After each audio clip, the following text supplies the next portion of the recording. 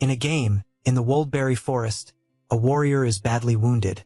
And not only that, he's completely surrounded with his fallen friends beside him. A guy tells his lady that even after everything, a certain person still hasn't shown up, so he wants to know what they're going to do. With a sinister look, she orders them to eliminate everyone. Thus, the executioner, without a second thought, charges at the warriors to wipe them out. The warrior looks back, expecting the worst, but someone moves swiftly in the shadows, and with incredible agility and power, intercepts the attacking executioner. The warriors get excited when they see it's Jihyun. One of the Imperial soldiers realizes it's Hyrcan, and quickly shouts for everyone to capture him. But Hyrcan hears the order and, filled with power, moves rapidly and cuts down the one who gave the command. Not only him, but also the others who were approaching. He looks back with a mocking smile, covered in blood, and asks if they really think that all ganging up on him will change anything, since he knows none of them are good enough. This is Ermry Hyrcan. His real name is Jihyun, from the Haughty Mass Guild, and his nickname is Hero Slayer. His friends start apologizing and saying it was all their fault, because they didn't realize those people were the ones hunting them. Hyrcan puts away his sword and makes it clear they don't need to apologize. He says that and extends his hand to help them. Then he reassures them that he's fine and tells them to get up. His friends are moved, having been saved once again. But Hyrcan keeps emphasizing that, honestly, none of what's happening is their fault.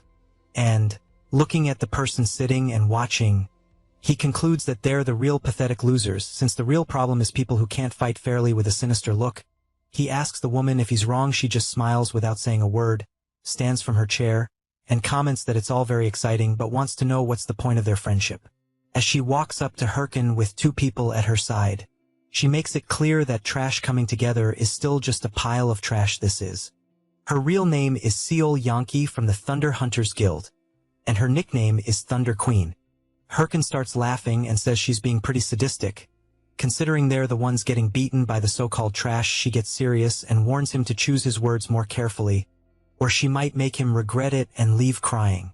Hyrcan grabs his device and asks if she really plans to try making him regret it. He then activates his inventory, equips his mask, his weapon, and finally his full armor. Completely transforming, he points his sword and makes it clear that things like regret are for weaklings like her. She goes crazy with rage and calls him a cocky little bastard, shouting for her minions to eliminate him while Hyrcan laughs and wonders if they never learn. He doesn't realize he's been severely impaled by a sword when he notices. He's confused but quickly realizes it was by his own friends, the ones he just saved. It doesn't take long for the system to warn that his HP is dropping fast and that his movements are being restricted because of it. As he collapses to the ground, he wonders what the hell just happened. His friend, upset by what he did, apologizes and explains that everyone there has to put food on the table in real life and that they have nothing against him. Hyrcan wonders why his friends betrayed him like that. Meanwhile, Syl starts laughing hard and, unable to hold back, keeps mocking him, saying he's such a fool for believing in their act of friendship, as if that mattered when money is involved. She then starts walking toward him. As she reaches his fallen body, she calls out to him and makes it clear she's kicking him out of the game. She also emphasizes that if she kills him every time he logs in, she bets he'll eventually quit playing. While Hyrcan is lying on the ground, furious, he hears her say that she heard he's a full-time warlord player and that without the game, he's just a useless piece of trash in real life. With a completely mocking expression, she wants to know if he really looks like he's gone back to being just trash. He becomes restless, claws the dirt with his nails, and charges at her, screaming for her to shut the hell up. But in an instant, blood sprays through the air, leaving him in disbelief. She's also surprised, seeing his friends stopping him with several swords stabbed into his body. She thanks them all.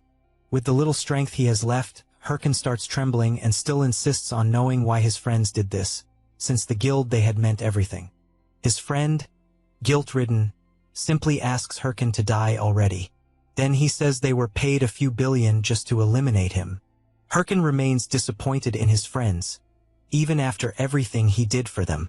He makes it clear that they once said they'd all be a family, but looking closely at their greedy faces, he realizes it was all just an illusion. Then, several system messages appear, saying that he has died and will receive a 48-hour login restriction penalty. He suddenly wakes up in the real world, terrified, screaming, and thinking he lost everything. The game in question is Warlord, a VR game that took over the world, highly profitable and powered by AI. Jaehyun thinks that game was what made him more than just trash. He remembers when he was playing and met the friend who betrayed him. At the time, he seemed really nice and even invited him to form a guild together, but every time he thinks about it, he gets even more furious because what happened was unforgivable. He grabs his shirt, puts on some slippers and runs through the city, thinking he must find and kill everyone involved. He grabs his phone and calls Dongsu, wondering if he knew everything he went through and if they really think they can just move on alone. But as he runs like crazy, he doesn't notice the red light for him. At that moment, a truck comes speeding and gets dangerously close to hitting him. While he's thinking that if he had known things would end like this, he never would have wasted time caring about anyone. And now, unfortunately, he's about to be hit, unable to dodge. He gets hit and thrown hard to the ground. While falling, he hears his phone say the number he called is unavailable and starts questioning how. Of all things, he ended up getting hit by a truck. He keeps thinking over and over that he can't die there. He also remembers the face of his friend who betrayed him and Sil, who totally screwed him over in the game with the last bit of consciousness. He thinks he must get his revenge at all costs. Then something strange happens, and a system message says he's connecting, says it's identifying the user. Finally, he receives a welcome message from the system. He opens his eyes, confused, and even more confused when he sees a huge monster in front of him, with several dead bodies around, and a large system screen asking him to complete the tutorial, where he must survive against the Minotaur. The Labyrinth Master, he tries to understand what's going on and what the hell kind of tutorial this. Then he hears someone calling him a noob. Looking ahead, he sees two guys shouting at him, telling him to stop spacing out and wake up, and asking if he didn't see the alert, because they need to defeat the Minotaur now. The creature doesn't waste time, and lets out a huge roar. One of the guys says it's impossible to solo the front pocket, since it looks like they'll need 13 of them to take the monster down.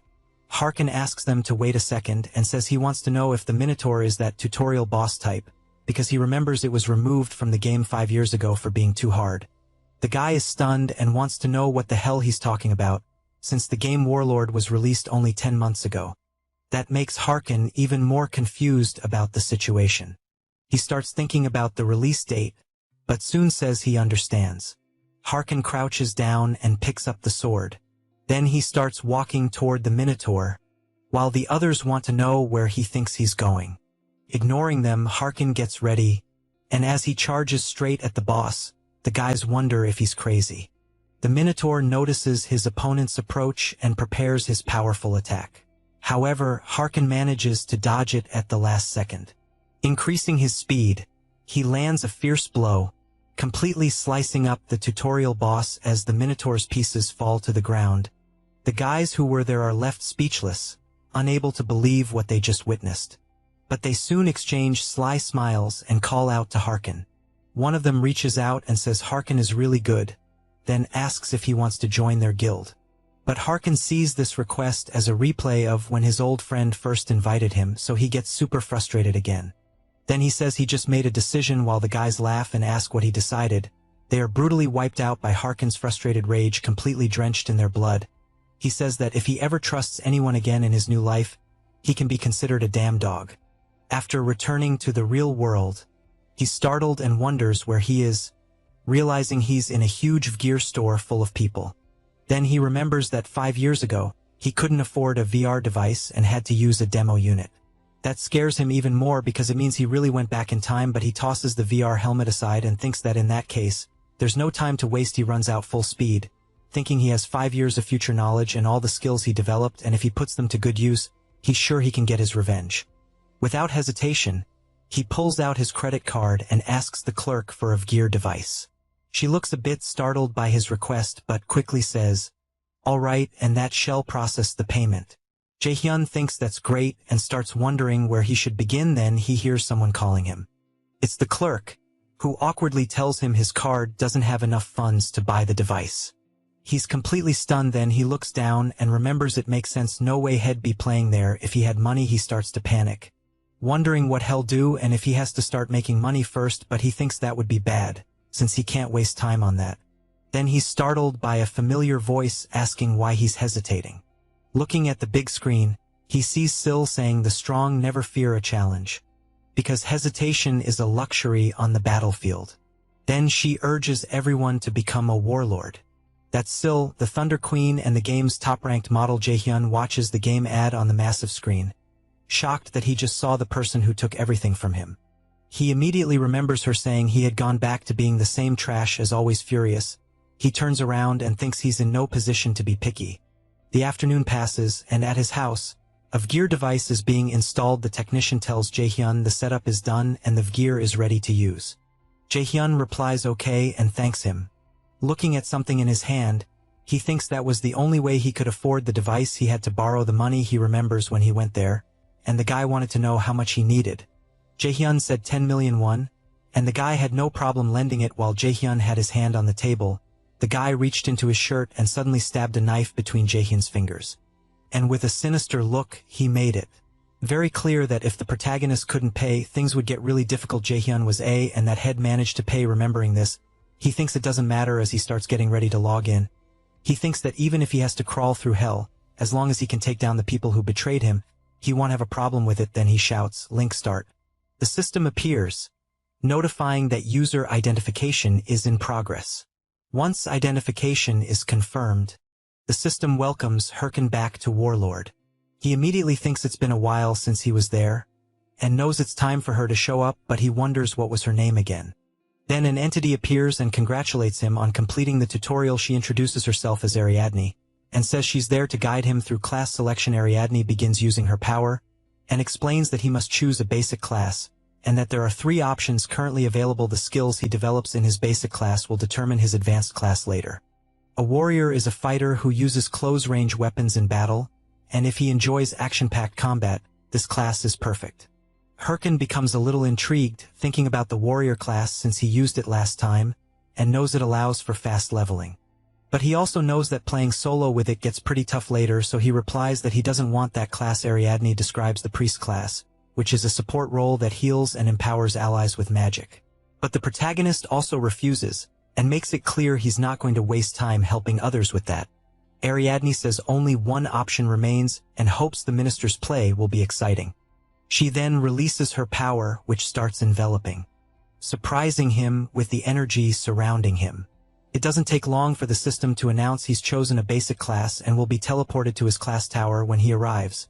An old man sitting on a book welcomes him and calls him a young seeker of knowledge. He introduces himself as Golko and says he'll be the guide on the path of magic. He then asks what type of magic the protagonist wishes to learn without hesitation. Herkin answers that he wants to learn dark magic. The room falls silent for a moment. The old man asks if the protagonist really said ancestral magic and apologizes, saying his ears aren't what they used to be. Herkin replies no, and that he said he wants to learn dark magic. Shocked, the old man asks where he even heard of that, since dark magic is powerful but devours the user's soul. The protagonist confidently replies that he knows he's fully aware of it and is willing to bet everything. Golko starts trembling and releases a black spring. Then his expression changes completely and he says he hopes they can dive straight into this. He laughs, saying it's been a while since he saw a young person choose that path. After summoning a book of dark magic in front of the protagonist, he says that if he's ready, he should place his hand on the skill book, but warns again that this path is too treacherous for weak hearts. Without hesitation, Herkin quickly places his hand on the dark book and with a confident look, says to get on with it, and emphasizes that his heart is far from weak. He starts laughing as the dark energy begins surrounding him. As the energy takes hold of him, Golko comments that someone interesting has finally shown up. Herkin remembers a legendary video from his past life, the necromancer player soloing a boss raid. He concludes that this is exactly the kind of power he needs right now. With that, the system announces that he has become a reclaimer, his current title Airhead, and that he's gained the skill Bone Shard. Herkin gets excited about the skill and immediately decides to test it, throwing a skull onto the ground. The system notifies that a skeleton warrior, infused with the protagonist's magic, is starting to take form. Herkin just watches his magic take effect, and as soon as the skeleton he summons stands before him, he thinks that this time he's going all in on necromancy. He turns and says it's time to level up, and that he thinks the training dungeon should be just ahead. But then, he looks at the skeleton soldiers he summoned, and sees its head has fallen off. The two of them just stare at each other in silence. After that, a portal opens and someone steps out of it. It's the protagonist.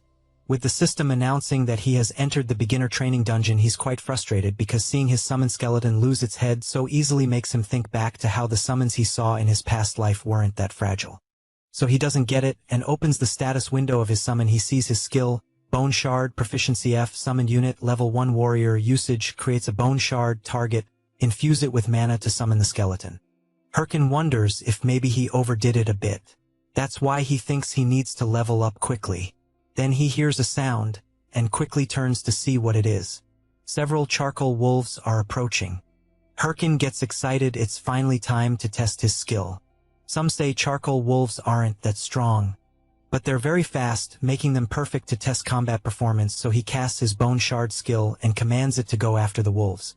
As soon as the skill hits the ground, the skeleton soldier is summoned. The system then notifies that the skeleton warrior has detected an enemy and assumed a combat stance. The wolves, upon seeing the summoned creature, seem a bit intimidated, but the protagonist simply tells his summon to eliminate them quickly. The skeleton soldier charges at the creatures. Herkin is excited, thinking this looks better than he expected, and that at this rate he'll reach max level fast. But with just one of the wolves' attacks, his skeleton soldier is completely shredded. He's left extremely disappointed by what he just witnessed. The skeleton skull is thrown to his feet, making him furious and confused at the same time. He quickly opens the system screen and asks it to wait because this can't be right, and he wants to check the skills again. Clicking for more information, he realizes he probably forgot to set the mode, so he switches to Defense Mode 1, but the result is the same. And this time, the wolves are just gnawing on his summon's bones. He switches to Mode 3. Special action, but that mode makes the warrior do the dance of enthusiasm. Herkin starts crying, thinking he's completely screwed. He sits down and thinks this is a nightmare he's going through. When he tries to delete his character, the system notifies that character selection is unavailable because newly created accounts can't delete a character for 3 months. Herkin reflects that unfortunately, he can't delete the account, can't change classes, and to make things worse, his loan payments start next month. He starts wondering if he should find another way to fix this. He also questions why nothing is going his way, just when he thought he was finally getting somewhere. Looking at his summon, he knows that idiot doesn't help, so he asks his summon to just stand still. Please. He wonders how the hell that necromancer from his past life endured so many battles. Then he remembers something. He looks at the status window and sees that it's possible to improve in combat. He recalls that when he defeated the charcoal wolves, his summon was watching him the whole time, as if it were learning the movements. Then he smiles, throws his club to the summon, and makes it clear that it's lucky to be his minion because, even if it doesn't seem like it, they used to call him a genius. He trained a whole life and turned them into rankers. And there's only one thing his summon needs to remember about combat. He says this as he charges forward to land a blow, emphasizing that if the summon doesn't dodge, it dies. After landing the punch, he throws his summon far away and immediately tells it to get up again. Then, the same thing, he keeps doing it over and over, landing multiple hits on his summon, always slamming it hard against the wall, until he yells, telling it not to just stand there like an idiot after getting hit. It's supposed to dodge first, then counterattack when there's an opening. The skeleton soldier wipes its face and prepares for combat again, but this time, it's against the charcoal wolves once more. This time, however, it manages to dodge the wolves' charge and then lands a counterattack right on the jaw. And finally, a powerful spinning strike. With that, it defeats all the charcoal wolves. The skeleton soldier then turns to its master with a grateful look, but the protagonist wants to know what his summon is looking at. He already said there should be no distractions in battle. Still, he smiles and comments that the last strike wasn't bad at all. Then, the system informs that his Bone Shard proficiency has increased multiple times. Herkin smiles and tells his summon did a great job. As they leveled up sometime later, in the starter village of Castle Figas, the protagonist is walking through the city, hearing people say the legal guild is recruiting new members, and others talking about a forest raid. He thinks his little bone learns fast, but knows that with a few more days of training, it'll be able to solo dungeons. That's why he sees this as the crucial point. First, he needs to reach level 10. Suddenly, someone calls out to him. It's a chubby guy with a dumb face, Wanting to know if the protagonist doesn't know he's supposed to apologize after bumping into someone, Hurricane starts wondering who the hell these third-rate bullies are. While the keeps talking trash, Hurricane doesn't care at all and thinks he doesn't have time for this, and that it might be best to just kill them and move on. The chubby guy gets ready to punch him, while shouting that the protagonist is ignoring him. But then, out of nowhere, a guy appears and blocks the punch. He immediately says the chubby one can't go around punching people. The guy gets nervous, and wants to know who the hell just blocked his attack. Hurricane starts sweating cold, as he remembers who that person is looking at the guy's muscles and strange clothes. He's sure it's Shev the Slayer, the legendary warrior from his past life. The protagonist, afraid of what the chubby guy might do, shouts for him to wait without thinking. But the guy doesn't care, and spits on the ground near the legendary warrior. Then he cracks his knuckles and tells Shev to stay out of it if he doesn't know anything, because it was the protagonist who bumped into him and didn't apologize. So he wants to know if Shev's never heard the saying, "An eye for an eye, a tooth for a tooth." Shev starts laughing, but then releases his terrifying, monstrous aura, which makes the chubby guy crap his pants. The protagonist is really impressed by the power he feels. Shev smiles, but with a terrifying look, and says that in that case, since the guy hit the palm of his hand, should he retaliate? The chubby guy's friend screams, warning him that the man in front of them is Shev the Slayer. Then he says Shev is the leader of the Red Bulls, one of the top 30 guilds, a battle-crazed lunatic known as Shev the Killer Slayer. The chubby guy turns to his friend and asks why someone like that would be there. But Shev grabs his shoulder and wants to know the answer. The chubby guy turns with a terrified face, but then he and his friend run away apologizing. Shev starts laughing and says he's glad everything was resolved peacefully. Then he pats the protagonist on the shoulder and asks if he's okay, saying he shouldn't worry about people like that. But Hurricane quickly turns and brushes Shev's hand off his shoulder, making it clear that next time he doesn't need his help. The Slayer is left confused, not understanding what the hell just happened. Smiling, he thinks that was pretty cold as he quickly walks away. Hurricane thinks that for a moment he was completely overwhelmed by Shev's power, but he clenches his fists and furious, swears that the next time they meet, he won't be the same person he is now. Sometime later in a dungeon, the protagonist is still thinking about what happened earlier, and how the difference in strength is painfully obvious, but he knows Sil and Shev are at the same level, which means he needs to become just as strong if he wants revenge. While he's thinking about that, a massive black tiger charges toward him. However, without doing anything, his skeleton soldier easily defeats the creature coming his way. And with no mercy, the skeleton finishes off the black tiger. The system announces that the skeleton warrior has killed a black tiger and leveled up. While his summon looks pleased, Hurricane takes a deep breath and wonders if it really took him 3 days to reach level 10, thinking that it took longer than expected. That leaves his summon a bit upset. But after a while, the system finally congratulates the protagonist for reaching level 10. It says, monsters will no longer appear in the training dungeon.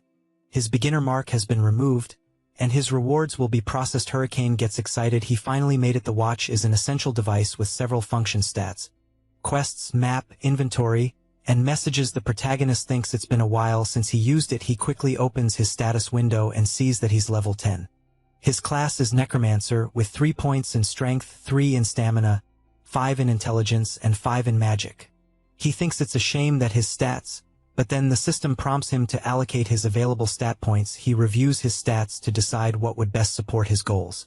He knows this is just the first stat distribution, so he needs to be careful as a Necromancer. The obvious choice would be to increase Intelligence or Magic, but he decides this time will be different and puts all his points into Strength. With that, the protagonist's Strength stat increases by 50 points, bringing his total Strength to 53. His summon looks extremely disappointed, seeing it upset. Hurricane asks what the problem is, then he knocks on its skull and makes it clear he hasn't given up on necromancy. He's doing this to train it. He explains that increasing Intelligence or Magic right now won't make much difference, but investing in Strength will allow him to teach it every move he mastered at his peak. He's literally betting his life on his summon's learning. The skeleton soldier gets emotional at its master's words, which only makes Hurricane more irritated, telling it to just focus on training while he takes care of the rest. He then says there's another way to make up for the other stats. The next day, he goes to the Monster Hunting Association at the Castle Figus branch. The mission distributor grabs an item and shouts to everyone there that fresh missions just arrived. While the crowd starts fighting to grab missions first, the protagonist calmly walks through them, thinking that missions this time of year are usually bad. But the guys are still hyped, so he figures they're all noobs. When he gets to the counter with the old man who gives out missions, he says he wants one and asks to see the list. The old man agrees but warns him that all that's left are the ones no one wants, either too hard or with lousy rewards. As Hurricane scans the available missions, he thinks most of them are really boring, but he notices one that catches his attention. After picking it up, he thinks he's found his ace. It's the Bima Mountain Cave, a basic mission with low-level monsters. The old man finds it strange and asks if he's sure he wants that one, since the reward is just 10 gold coins. He replies yes, and the system notifies that the quest has been updated. Then he thinks that at first it seems like just any quest, but if completed before level 15, ITLL grant him an ultra-rare title, Rising Star. The protagonist reflects on how people often question the value of a simple title, but he knows that titles increase a player's stats. For example, a scatterbrain mage who gets mocked by a wolf might just be a low-level alchemist with poor attributes, but once he obtains the Rising Star title, it increases attributes by percentage. In other words, this is his first step toward becoming a broken character. So he turns around, and after leaving the quest association, he thinks it's time to gear up. Sometime later, on Mount Bima, Hurricane isn't looking too pleased. He realizes he equipped himself with something ridiculous.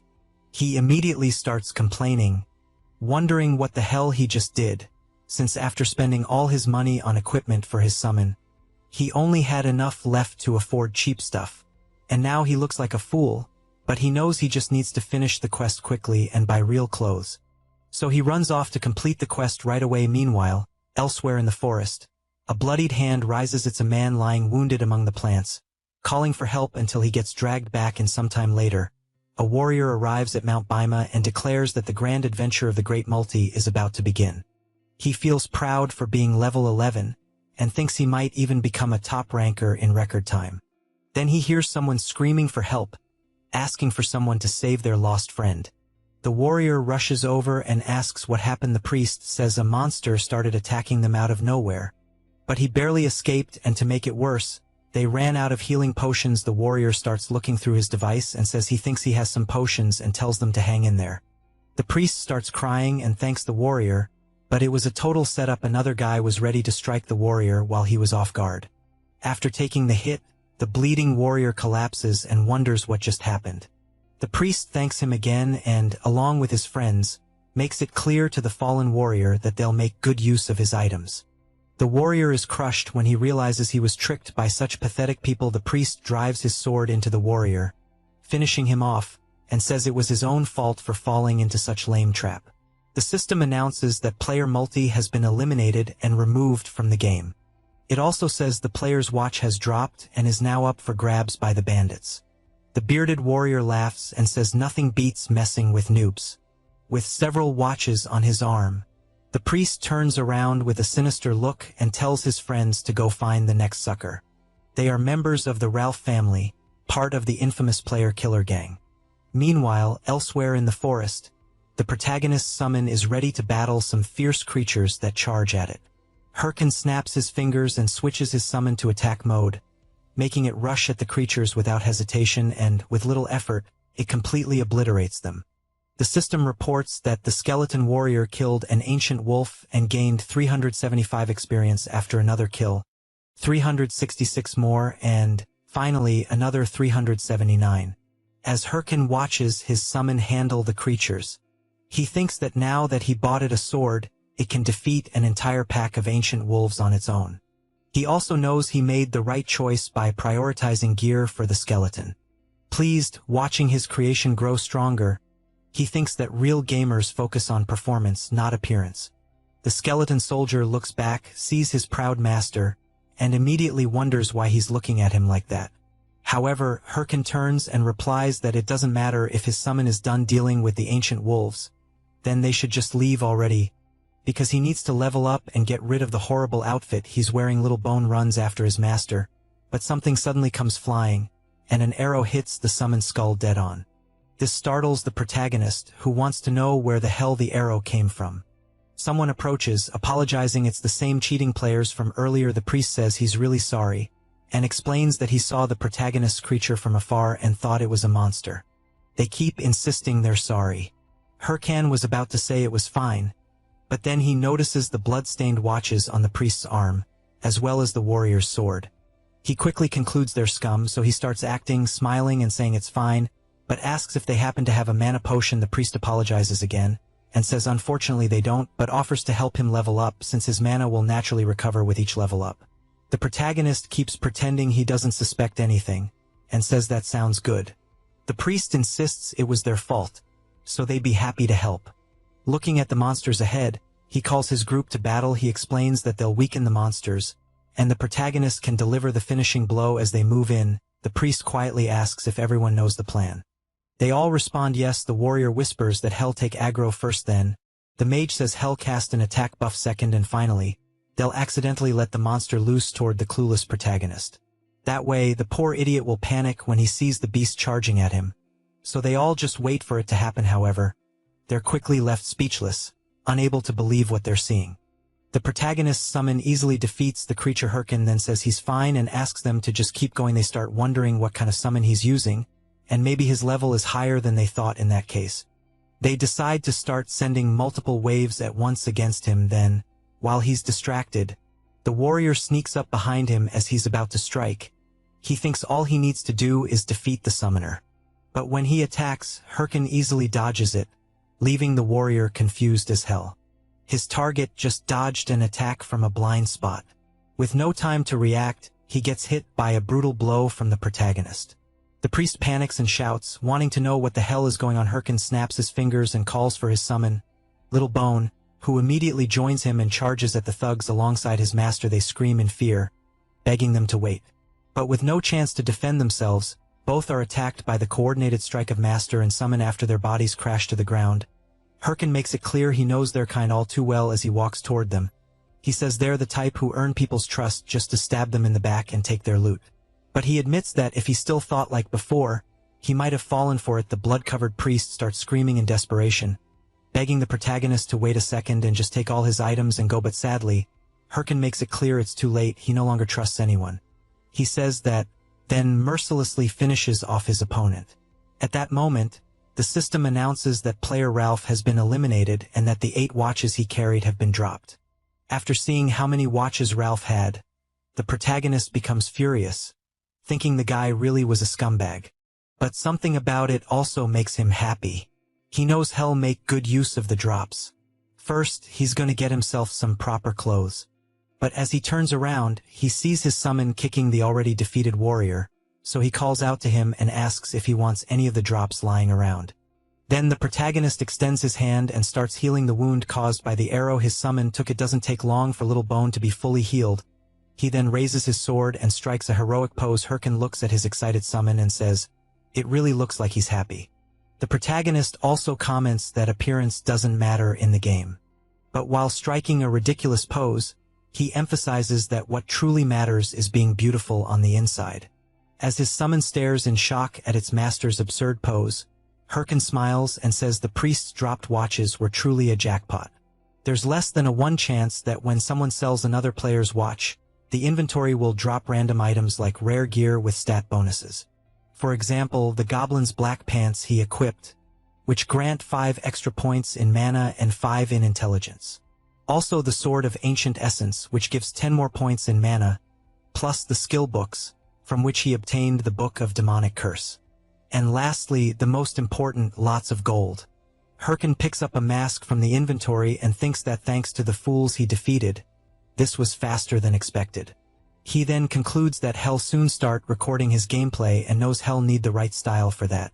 But after thinking about it, he remembers something that makes him uneasy. He starts recalling his past life, how he once asked the friend who betrayed him to imagine their whole guild wearing traditional Haihu masks. At the time, he was so excited, saying the next day they'd rename the guild to Haihu Mask. Remembering this leaves him a bit down, and he even considers completely changing his style. However, he begins doing something to the mask, altering its form entirely, and thinks he refuses to let anyone take what's his. Ever again furious, he tells himself Hell prove he was right and this will be the beginning. So as soon as he equips his sinister mask, he runs off and calls for his summon to follow. Sometime later, in a different dungeon, the protagonist and Little Bones step through a portal, and the system announces that he has entered the Bima Mountain Cave dungeon. Hurricane examines some markings on the rocks and thinks he clearly remembers that in this dungeon, there are blue werewolves. He also knows they're tough monsters, but with his new gear, he believes he'll be fine and might even clear the dungeon in 10 minutes. So he calls his summon to go all in. A few hours later, Hurricane is in disbelief and yells, asking why there are no monsters around. He starts thinking this is driving him crazy, because he knows if someone had already cleared the dungeon, the system would have sent a message. Then he sees his summon doing something near the rocks, and when he turns, he notices something that grabs his attention, so he heads over to where his summon is and sees something strange on the rocks.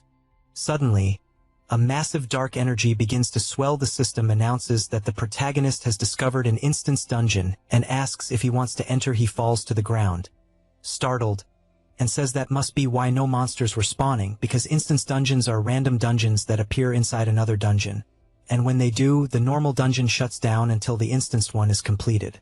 He also knows these dungeons are much harder, but give double the rewards. He starts wondering if it might be a trap, because he knows once someone enters an instance dungeon, they can't leave until it's completed or they die. So he gets up and tells his summon that logically he should just walk away, because if he dies, he won't be able to play for 2 days. It would make much more sense to just farm easy missions, but he knows that's not what matters right now. With that, the system confirms he's entered after stepping through the. He says that as long as he doesn't die, he should be fine.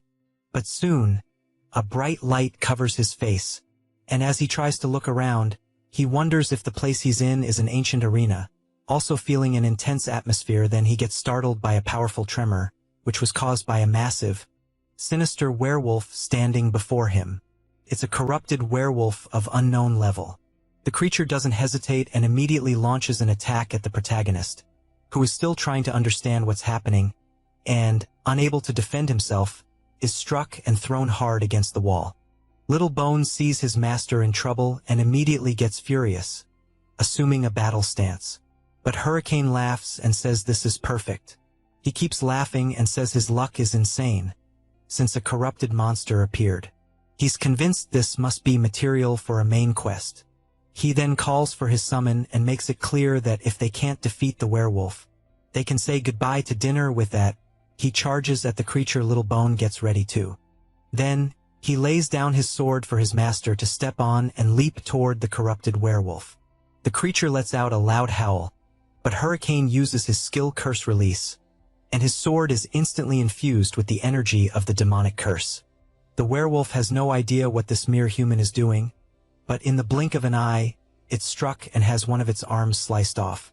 The werewolf starts screaming in pain as the system notifies that the protagonist's skill is active, and the target stats have been reduced by 10 as the werewolf howls in agony. Hurricane looks at his sword and reflects on the demonic curse, thinking that for a first try, it wasn't bad at all. However, the werewolf starts releasing a bloody aura and, now extremely enraged, charges straight at the protagonist. At that moment, a system message appears, warning that the corrupted werewolf is enraged and all of its status effects have been nullified. Hurricane simply prepares for the worst, thinking he was already expecting at least this much from a dungeon boss. Then he smiles and says he was saving this for later, but right now seems like the perfect time to test it. He activates his inventory, and a dark energy begins to surge, completely engulfing him, until an explosion occurs, unleashing all the energy, and Hurricane appears fully equipped in sinister battle armor, laughing and asking where he left off. Activating a slot is one of Warlord's unique game features. When activated, the slot channels pure energy from the world of Warlord, enhancing attributes and shaping the player's body. As for the form, it's completely unpredictable as it varies for each player, which is why most players usually call it Supreme Mode. Hurricane calls out the corrupted werewolf to bring it on and show what it's got. The beast becomes furious and lets out a powerful roar. Then it charges at the protagonist. But as it tries to strike, Hurricane dodges without much trouble. He keeps avoiding multiple lunges from the werewolf. Then he jumps back to gain some time, but the creature doesn't care and unleashes another powerful attack. While evading the werewolf strike, the protagonist thinks that his opponent is definitely a boss, given its speed and power. He starts to wonder how many of the beast's attacks he could withstand. The werewolf comes charging again, showing several possible openings. Noticing one of them, Hurricane, with his sword radiating energy, lands a powerful slash on the werewolf, making it scream in pain. He then smiles and says that this is why he finds the game so fun, but he's startled by a tremor.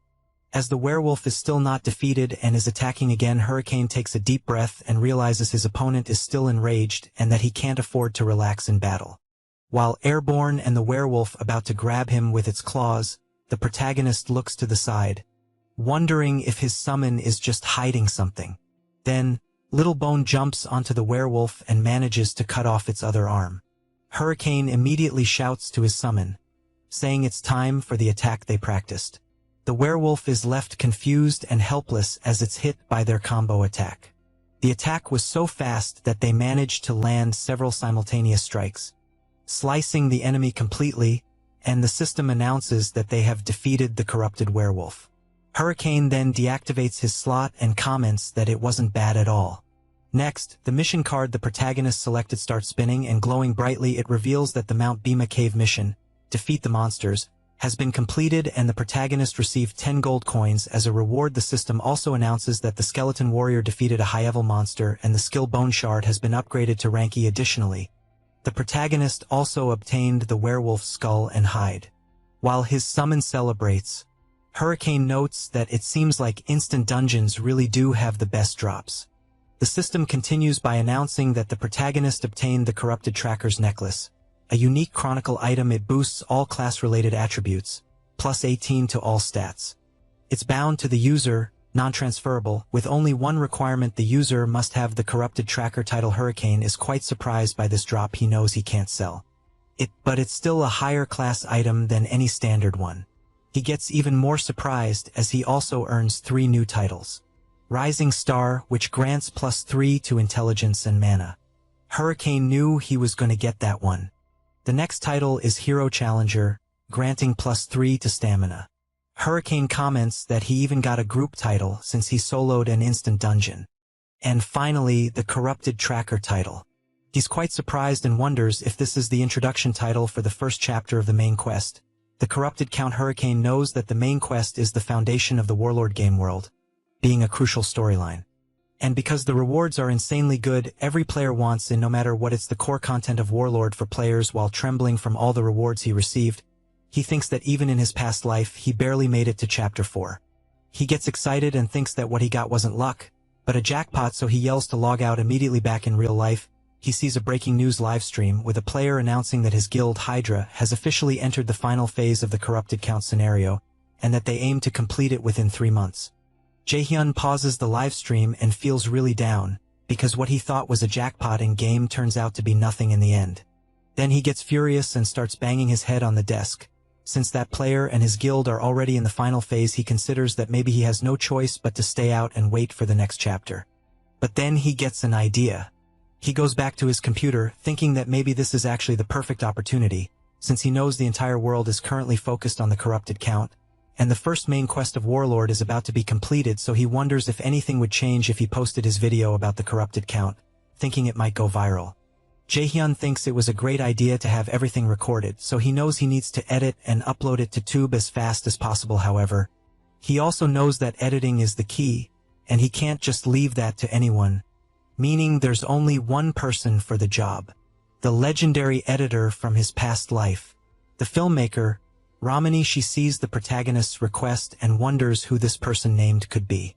While checking the request, she questions what a level 15 could even accomplish.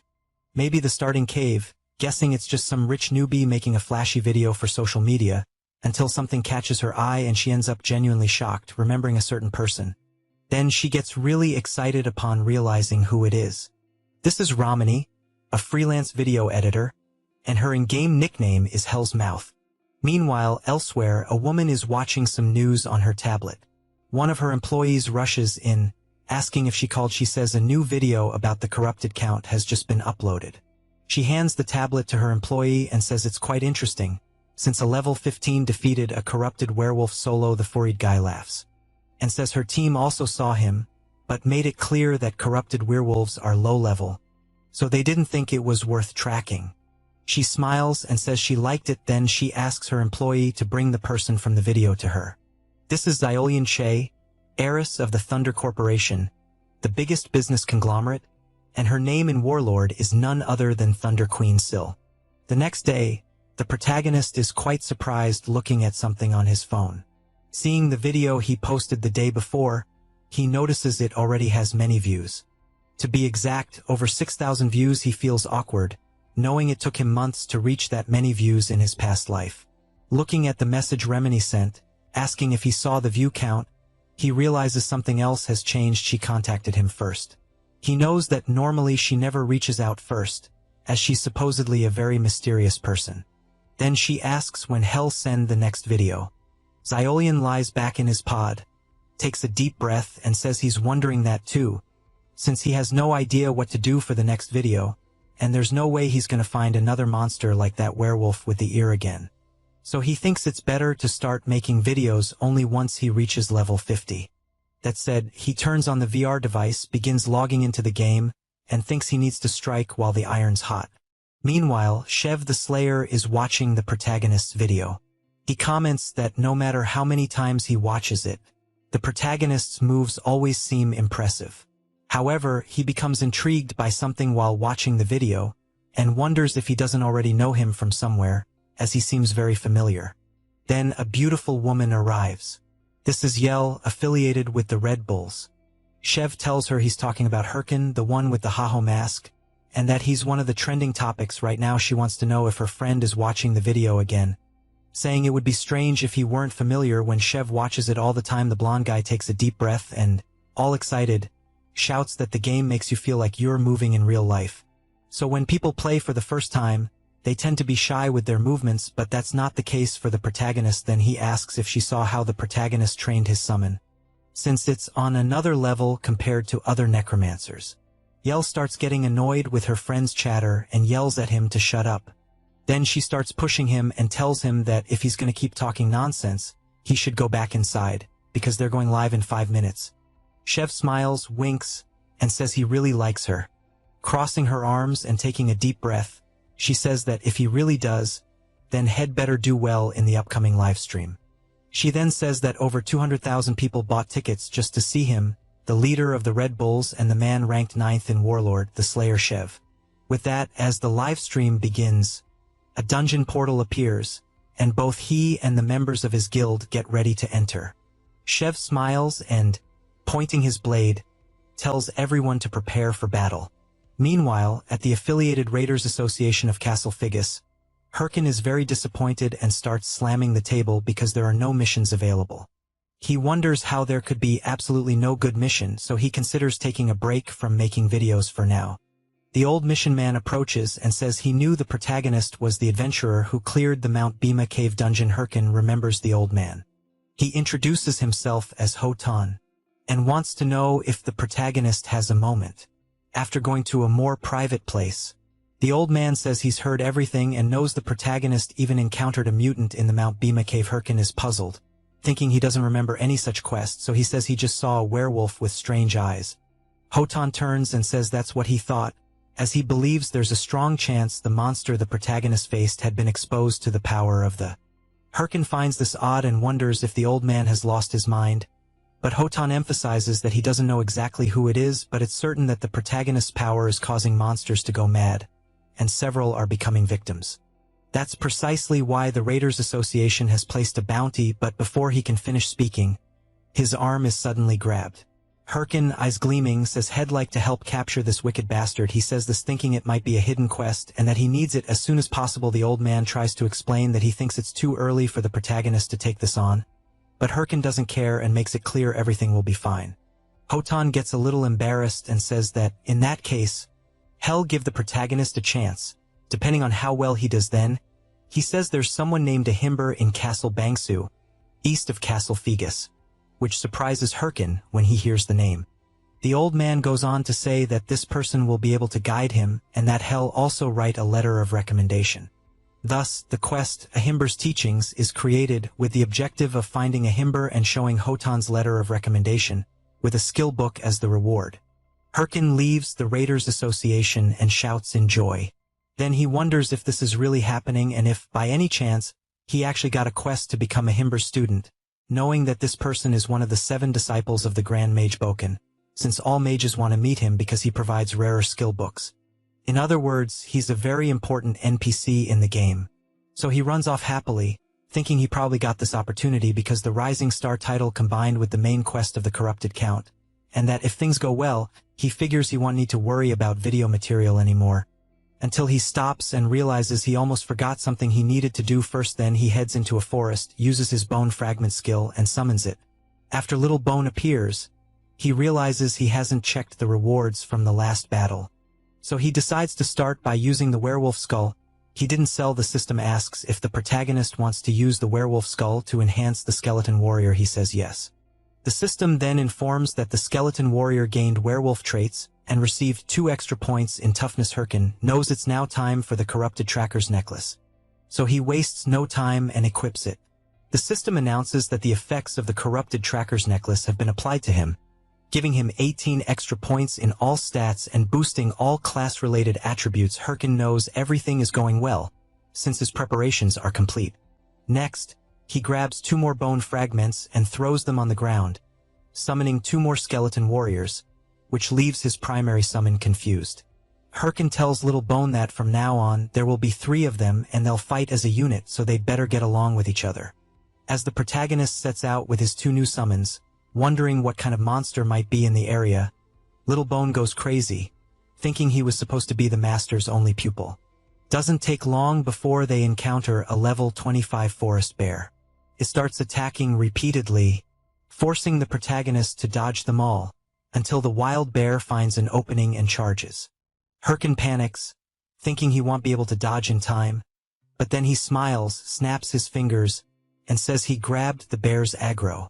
With that, one of his summons leaps at the enraged bear, but unfortunately the summon takes a heavy hit and is thrown back violently, several bones shattered. Hirkin gets angry and questions if the summon really thought such a predictable attack would work, since it needs to strike from the bear's blind spot, so he tells the summon to try again. It leaps at the beast once more, but again, gets hit and slammed into the ground. Hirkin loses it and starts yelling, cursing his summon. Then he points out he already said to attack from the blind spot, and wants to know why the other summon did the exact same thing. However, the third summon walks forward and strikes a ridiculous pose, which actually makes its master smile, thinking maybe this one will do better. The final summon jumps at the bear, sword ready to strike, but the bear, without much effort, just swats it with its massive paw and knocks its head off. This leaves the protagonist even more furious and frustrated with his summons. So after some time, and after defeating the bear himself, he wonders if his summons even have brains, because frankly he doubts it. Then he tells them to put their heads back on. While they do that, he tells them to listen carefully and explains that when monsters are attacked, they obviously turn toward the direction of the attack. Then he draws a diagram on the ground and says that's why his summons need to go for the monster's blind spots. He then asks what would happen if they charged from where the monster is looking. The summons just make faces like they didn't understand anything, which makes him even angrier, and he tells them to forget it. Even so, he thinks it's great that the skills rank has increased, and that he can now summon 3 skeletons at once, thanks to the effects of the corrupted tracker's necklace. But he knows the problem is that his summons can't work together. They just repeat what was told to one of them before, but since they haven't learned to fight as a team, they don't know how to do it. So he finds himself in a dilemma, knowing that his summons cost triple the mana, but are even worse than before. Then he gets up and says whatever, since he already reached level 20 like he wanted, and it also seems like he won't be able to make combat videos for a while. So he turns around and tells his summons to get up too, because they're going to train all the way to Castle Bangsu. He thought he'd leave the fighting to his summons while he sat back and relaxed like a necromancer should, but it seems he won't be able to avoid the front lines. So he concludes that he's totally screwed. After a while, he returns to the Raiders Association branch at Castle Bangsu. Inside, it's full of players. Then, a guy walks out of a room, and everyone immediately gets excited to see that a certain player has come out. They desperately want to know what quest that player accepted, and that's when the protagonist enters, thinking everyone there is like a bunch of hyenas. He covers his face and concludes that clearly you can find people like this anywhere, knowing they don't even try their best on their own and just want to leech off others. Then he hears someone call him a bald guy wants to know if the protagonist has a good quest, suggesting they could do it together, but Herkin couldn't care less, and tells the guy to fuck off. As he walks up the stairs, he reflects that he can't let anyone find out he's doing a Himbrus quest. At the top of the stairs, he hands over Hotan's letter of recommendation. The player inspects it, confirms everything, and politely asks Herkin to head to the second floor. Meanwhile, people keep acting like parasites and desperately try to get in, claiming they're in a party with Herkin. As he walks, he wonders what kind of reward a Himbri might give him, thinking it must be good, since it's a hidden quest, and that hell try to build a long-term relationship with him. As soon as he walks through the door, he politely asks to come in, but is shocked to see tons of books and a huge mess. A person among the clutter wants to know who the protagonist is, since he doesn't remember scheduling anything. This is the NPC, a Himbri. Herkin hands over the letter of recommendation, introduces himself, and says he's there on Hotan, the old man's recommendation. The NPC looks at the letter and comments that the protagonist seems to be a novice dark mage, and therefore assumes he must be pretty skilled for his level. Herkin laughs and says it was just luck, but he thinks it doesn't matter as long as he gets the reward. A Himbri says he understands and proceeds to give the protagonist his rewards. Herkin gets excited after receiving the Bone Armor skill book and the Helm of Madness book. Then he thanks a Himbri for giving him 2 super rare books. A Himbri says that's it for business and asks the protagonist to leave the system, then announces that the Himbrus Teachings quest has been completed. He tells Herkin to be careful on the way back. Herkin finds it odd and asks the NPC to wait, wondering why the quest ended so quickly, and if he doesn't have another one to give. He knows he didn't come all this way just to get a couple of skills, so he starts yelling for a Himbri, saying he'll do anything. The NPC then grabs the protagonist's hand and asks if he really will do anything. Herkin replies yes. With a very suspicious expression, a Himbri thanks him. With that, Herkin receives the quest, the nest's egg, which requires him to retrieve the egg from the nest. And to make things worse, there's no reward. This leaves Herkin in shock, thinking the NPC tricked him. Meanwhile, a knight walks through the city, causing people nearby to grow visibly nervous. Then they begin to wonder if the knight's gear isn't some kind of very expensive type. He continues walking and heads to the affiliated Raiders Association. Then he wonders if that's where the player Haho Mask might be. Meanwhile, the protagonist, after leaving a Himbrus room, feels very disappointed, thinking it's really possible to get scammed by an NPC. So he walks off, thinking he expected to receive a quest related to the main storyline, but now he wants to know what the hell this egg quest is, especially since it has no reward. Still very frustrated, he keeps questioning if he really needs to do it. Then, out of nowhere, a strange guy appears right in front of him, asking about the quest. Soon, several other players surround the protagonist, all trying to find out what mission he got. He panics, thinking he forgot those guys were there, and wonders what to do now. Maybe he should just kill them all. Then, out of nowhere, the knight appears, releasing his intense power and blasting the players away. He asks the protagonist if he has a moment for a talk, saying he'd like to speak somewhere quiet. Herkin finds it strange, and wonders who the hell this guy is who just showed up. So he tells the knight to fuck off, but the knight gets really close to the protagonist's face and whispers, calling him Haho Mask, and asking him to cooperate. That really scares Herkin after hearing himself called by that name. So they go to an alley in the city. The knight says he's sorry for causing trouble. Then he taps his watch and says he felt like they couldn't talk properly out there after unequipping his helmet. Herkin is confused, thinking that based on the player's gear, he must be at least a ranker, but he doesn't recognize him. So he wonders who the player could be, and how he knows the name Haho Mask. The knight asks if the protagonist really is Haho Mask. Herkin starts getting nervous and thinks that in situations like this, the best thing to do is pretend he knows nothing, so he asks who this Haho Mask is that the knight keeps talking about, saying he just followed him there for a chat, but really wants to know who the hell Haho Mask is. The knight, a bit frustrated, wants to know if the protagonist didn't just receive a quest from an NPC named a Himber. Herkin steps up to the player and demands to know who he is, and why he should share any information, especially since he dragged him there. Still pretending he knows nothing, he flips the player off and asks if he's looking for a fight. But he thinks to himself that he has absolutely no clue who this guy is. All he knows is that he needs to keep pretending. The player stays silent for a moment, but suddenly reaches out his hand and says he clearly made a mistake and apologizes. Herkin breathes a sigh of relief, shakes the player's hand, and says it's fine. Then he turns around to leave, making it clear Hell let it go just this once. The player just watches the protagonist walk away. However, another player had been hiding there using a skill, and tells his friend that he doesn't think the protagonist is the one they're looking for. The knight points out one thing for sure: the guy isn't skilled, because if he had been playing Warlord for a while, he wouldn't have carelessly exposed his wrist with the watch like that. The other player then asks if they really need to keep monitoring the NPC Ahimbri, since the Corrupted Count quest is almost finished, and even if someone found out about it now, he wonders what they could really do. The knight says that the Ness Egg quest the protagonist received is the main quest, which is why he thinks they shouldn't take unnecessary risks. So the mage says Hell return to his position. The knight agrees and says goodbye. However, someone had been watching that conversation. Hyrcan, who quickly realizes there were actually two players there. He thinks they're definitely part of an organization since they're working together. But he also believes that if they were from a normal guild, they would have made an offer. After revealing who they were with that, he concludes that those guys definitely aren't ordinary players since they were testing him like that.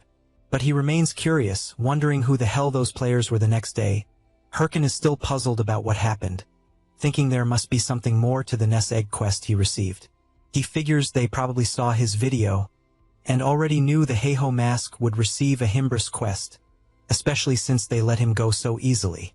That's why he thinks they don't care who Heiho Mask actually is, so he's stuck in a unsure what's going on with the quest he got, but knowing that if he continues it as is, Hell likely run into them again, and if he wants to avoid that, he won't even be able to post videos for a while. He wonders why those damned lunatics keep ruining his life, especially since just dealing with Solyen alone is already too much. Meanwhile, Solyen has just logged out of the game, and her secretary Park Suji appears, commenting that she did a great job. She then hands her lady a water bottle and asks how things went with the guild entrance exam. Solyen takes the bottle and says they were all trash. She also wants to know how they can all be so useless, and if there are any updates about the Heiho Mask she mentioned. Suji hesitates a bit, but says he seems to have joined another guild since he hasn't responded yet, which makes Solyen furious, demanding to know if that's true. Terrified, Suji says she doesn't think so and will investigate again. Solyen tells her not to come back until she's sure. While changing clothes, she asks what the chairman said. Suji replies that he hasn't said anything yet. Solyen smiles and explains that if he's staying quiet, it means Warlord is doing very well. Then, after getting dressed, she emphasizes that he tried to arrange a marriage by force when she told him about playing the game. While Suji is stunned by her boss figure, Solyen tells her to gather a new batch of candidates and report to her the next morning. Suji is startled and asks if she really wants to hear about that the very next day, as it's quite sudden, but Solyen doesn't care and leaves the room, ignoring her secretary. Suji thinks her boss has a really nasty personality. Later, in a dungeon, Hyrcan comments that it's been a while since he was there and that he barely remembers the lizard swamp. He figures that since Ahimbri is currently at Castle Bangsu, the quest must be somewhere around this region, especially because it involves finding an egg, so it's likely from some kind of bird, reptile, or insect. Filtering through places he can access at his current level, the lizard swamp was the only option. He then calls one of his summons and says the monsters here are high level, so Hell probably need to use the skill enhancement he received.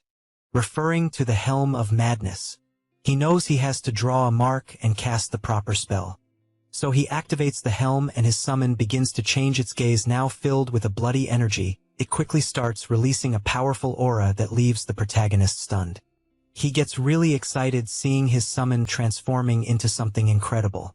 He says they need to test it first, so he tells the summon to attack him, but he forgets the note in the skill that says there's a chance the summon might lose sanity. One of them takes a deep breath, eyes full of bloodlust, and charges at its master, who is now terrified, but Hurricane lands a solid punch to the summon's skull, launching it high into the air. As the skull crashes back to the ground, he demands to know how the summon dares to scream. Then, he decides to review the skill more closely to check for a bug, but finds nothing. He figures maybe he got hit by his own skill somehow, but doesn't notice something emerging from the swamp behind him. A level 30 lizard man appears, ready to attack. Hurricane turns and says that, apparently, the test subjects arrived at just the right time. With that, he activates his skill again, and the system notifies that when the Helm of Madness is active, it increases the summon's attributes.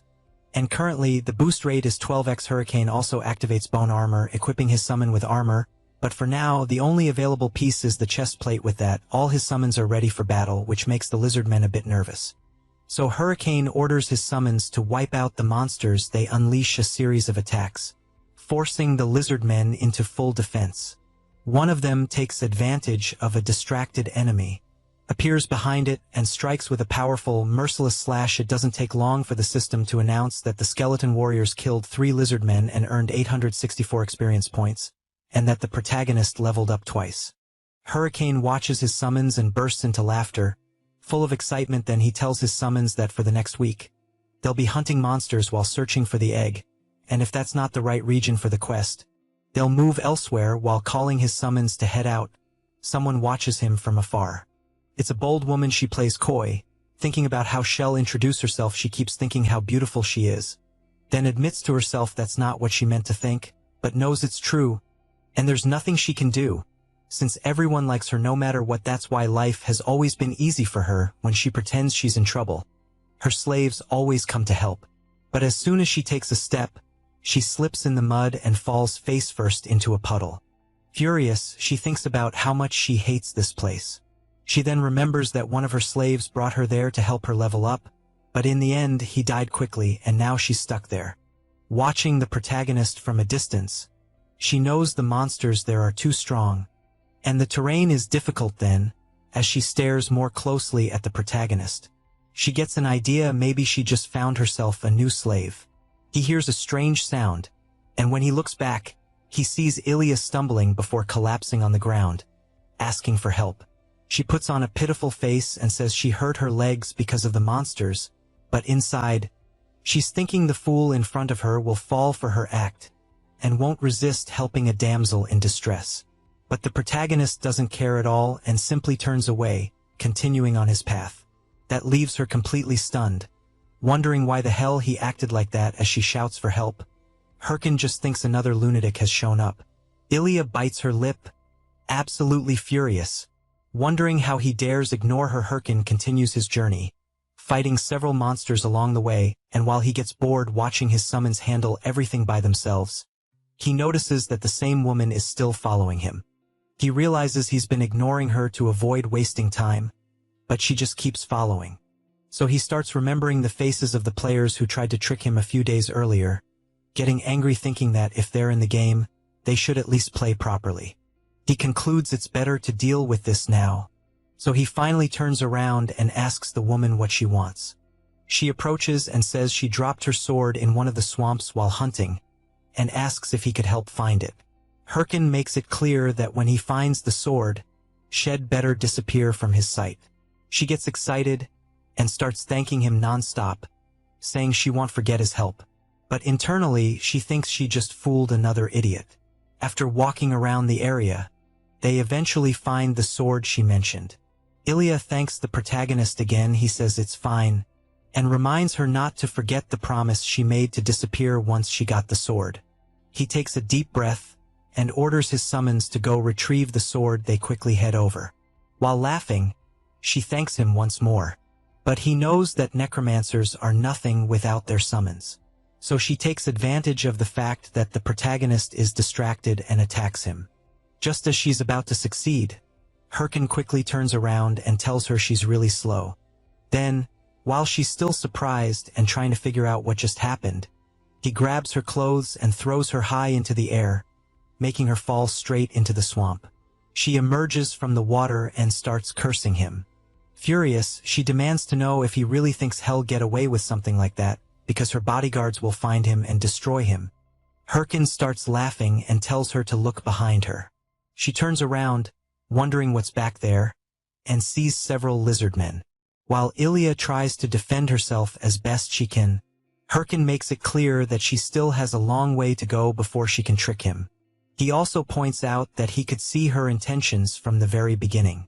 He then thinks to himself that he's been fooled too many times and can't afford to let it happen again. So he turns and says she's already wasted enough of his time, then calls his summons to leave. However, he gets frustrated when he sees them mimicking the same flirty behavior they saw from the woman. Hurricane gets angry and orders them to stop learning weird things or he'll eliminate them completely. Then a system message pops up informing that the player Ilya has been eliminated. The protagonist gets excited and says he wasn't expecting to earn points for that.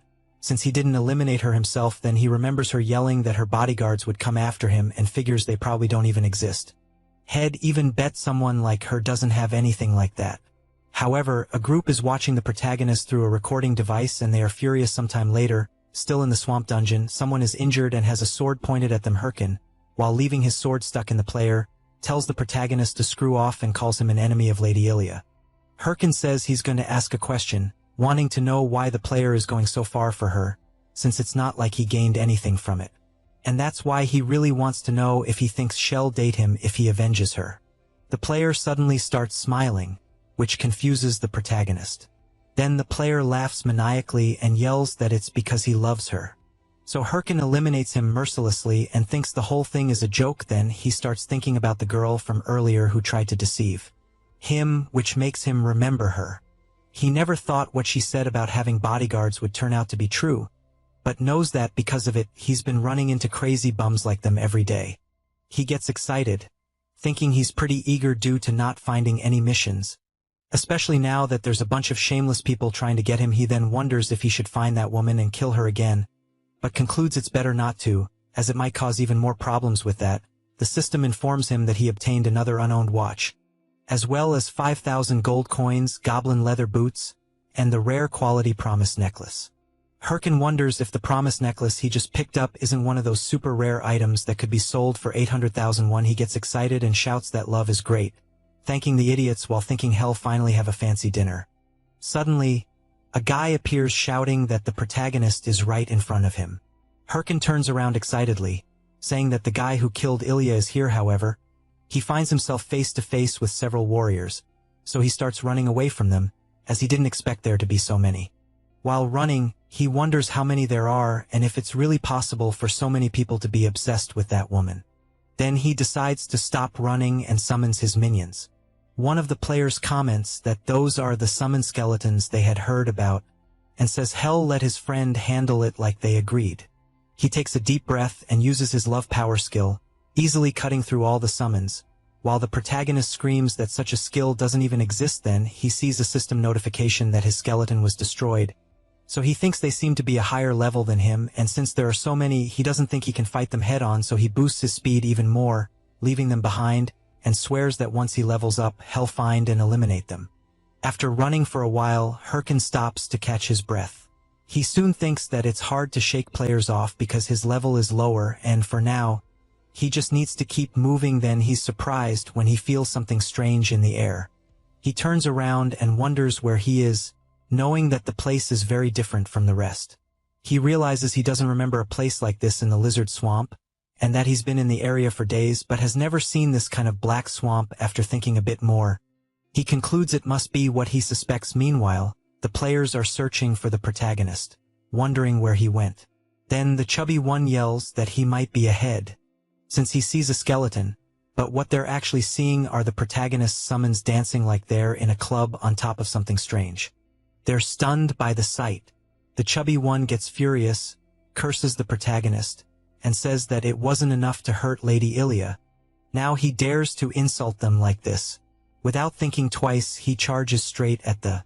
But at that moment, a huge creature emerges from the swamp and grabs the chubby guy, pulling him into its massive mouth. His friends are paralyzed with fear because of the enormous creature. This is the level 40 lizard dragon, the boss of the lizard swamp, which easily devours the chubby guy. Hyrkin just hides, watching the players deal with the boss. He then thinks he never imagined the nest would be the lizard dragon's nest, since he knows it's a boss with huge defense, HP, and attack, requiring a group of 20 level 40 players just to barely defeat it. He also reflects that, from what he heard, the lizard dragon raid was completed some time ago, and normally this boss shouldn't even be here. However, he considers that if someone with a quest enters the area like his quest to take the egg from the nest, the monster will respawn. In other words, if the lizard dragon is here, this must be the location of a Himbris quest. That makes him even more curious, wondering if a Himbri really sent him there to defeat that thing and take the egg back. Even knowing he's only a level 20 player, he gets furious, thinking that NPC is a real scumbag, but he also knows that, luckily, he managed to gather some good comrades, so he figures it should be fine. One of Ilya's love slaves yells that the lizard dragon is too much and they'd better retreat, but Herkin shows up and says they can't do that. He then uses his bone fragment skill and summons his skeleton warriors. The players, seeing the protagonist's summons, comment that they're surrounded. One of them, shouting that it's fine and they just need to push through, ends up getting struck by the lizard dragon without realizing it and is launched into the air. With that, the protagonist takes advantage of their distraction and runs off as he sprints at full speed. Herkin thanks them and says he'll never forget the sacrifice they made. He then thinks that now that the boss is occupied, it can only mean one thing, so he heads straight to the lizard's nest to steal the egg. Knowing it should be empty after jumping into the nest, he gets excited thinking all he has to do is grab the egg and get out. But he ends up shocked as he doesn't see the egg anywhere. So he starts searching like a madman until he finally finds the egg and stares at it. Puzzled, he thinks he found something really suspicious and, judging by its appearance, wonders if it doesn't look more like a rock than an egg. Then he gets spooked when the system informs him that his skeleton warrior was destroyed. He turns around and assumes the lizard dragon must be returning after detecting an intruder. It doesn't take long before the boss returns to the nest. Furious, the protagonist tries to hide and thinks he's totally screwed. He also knows that now that the boss is back, he won't be able to search the nest any further. But looking at the thing that looks like an egg, he figures that if that's the case, he has no choice but to take it even if it isn't really an egg. After returning to where the players were fighting the boss, he sees a chaotic scene with several bodies. Hurricane approaches one of them laughing, and while grabbing the player's watch, he says that Warlord is a really interesting game and that there are so many crazies because everyone has too much freedom. The player gets furious and curses at him, but Hurricane stabs his sword near the player's face, and as the guy gets scared, the protagonist tells him to listen carefully to what he's about to say. He explains that he was just playing around until now, but that he has a lot to lose in this game. So he makes it clear that next time they meet, they won't get off so easy, and that this is a warning to them and that woman too. After saying that, he turns and runs off at full speed. After walking a bit, he thinks that he swears. If those players keep bothering him, even after his warning, it'll be all-out war. Then he thinks it's time to make some extra cash with everything he got in the swamp dungeon. So he posts on the game forum that he just found a lizard dragon in the lizard swamp and wants to sell the exact location for 100,001. After returning to where a Himbri is, he places what he thinks is an egg on the table and awkwardly tells a Himbri that he brought what he asked for. He then hopes it really is the right item since he doesn't want to search the whole map again. The NPC observes it closely, which makes the protagonist anxious, until a Himbri says that this is the item he was looking for and thanks the protagonist. He gets excited, thinking that in the end, he managed to bring the correct item. A Himbri comments that he was faster than expected, and thought someone like him would take much longer. Herkin gets nervous, wondering if he knew that and still gave him this mission. What kind of NPC is this? Still, he says he did his best and wants to know if he'll get another mission. A Himbri asks if the protagonist knows what the item is, because when they investigated the area near where the mutant monsters were, this thing was found. That's why he temporarily named the item, which looks like an egg. The Stone of Corruption. Herkin is shocked, realizing that must be the reason those guys were after him. Since he knows the Stone of Corruption is an important origin item related to the main quest, he figures they just wanted to make sure no one else got the item that could impact the main quest's progression. But at the time, he thought he had been scammed when he got that quest, so he never expected it to be part of the main story. A Himbri apologizes and says he knew the mission would be too hard for the protagonist. But since they're facing an unknown and powerful being, he needed to test Herkin's willpower. He then gets serious and asks if Herkin is ready. To fight against corruption, the protagonist clenches his fists tightly, thinking he has plenty of willpower, and if this is part of the main quest, then it's his golden opportunity. So he yells that he'll devote his body and soul to it, but a Himbri replies, "Not right now," which leaves the protagonist completely confused. So he asks the NPC to be clearer. He explains that Herkin must have seen how strong the monsters are, and therefore doesn't think he should give such a mission to a rookie. The protagonist is stunned, wondering if his level is really too low to continue the mission. But suddenly, the NPC changes his expression and tells the protagonist that if he asks the great mage Himbri to please accept him as a disciple, he might be willing to help and train him. After that, The protagonist leaves a Himbris room without saying a single word not long after. The system informs him that he completed the Nest Egg quest, obtained the title of a Himbris disciple, and that the quest, A Himbris Teachings Part 2, has begun, which requires him to reach level 40 before meeting a Himbri again. The reward will be a skill book of the corrupted tracker ring. Then he remembers the pathetic scene he had to act out exactly what the NPC told him to do, so he gets furious, thinking a Himbri really is a con artist. Meanwhile, in some dungeon, a fierce monster has been completely defeated. They shout to end the battle, and for anyone needing healing to head to the healers. One of the players tells his captain that their guild finally did something big. He agrees and asks the warrior to tell everyone to regroup after resting. He then runs over to another player, thanks him, and says he was even stronger than expected. That player is the knight who went after the protagonist. He replies that it was no problem at all, and that it was all thanks to the other players who supported him so well. The guild captain insists that wasn't the case and says that if it had been just them, at least 5 members would have died. That's why he believes it was thanks to him that they completed the raid with no casualties. He also admits he had doubts when he heard there were helpers who accepted money to assist in boss raids, and says he's really glad he hired him. Then he takes a pouch of coins and says it's all they have to offer. The knight notices that this isn't the promised payment. The captain awkwardly admits he knows that but says it's separate from the original deal. However, the knight gets serious and says he won't accept it as he doesn't like breaking the rules. This leaves the guild captain embarrassed and very surprised, and he apologizes, thinking the knight was just helping out for the money.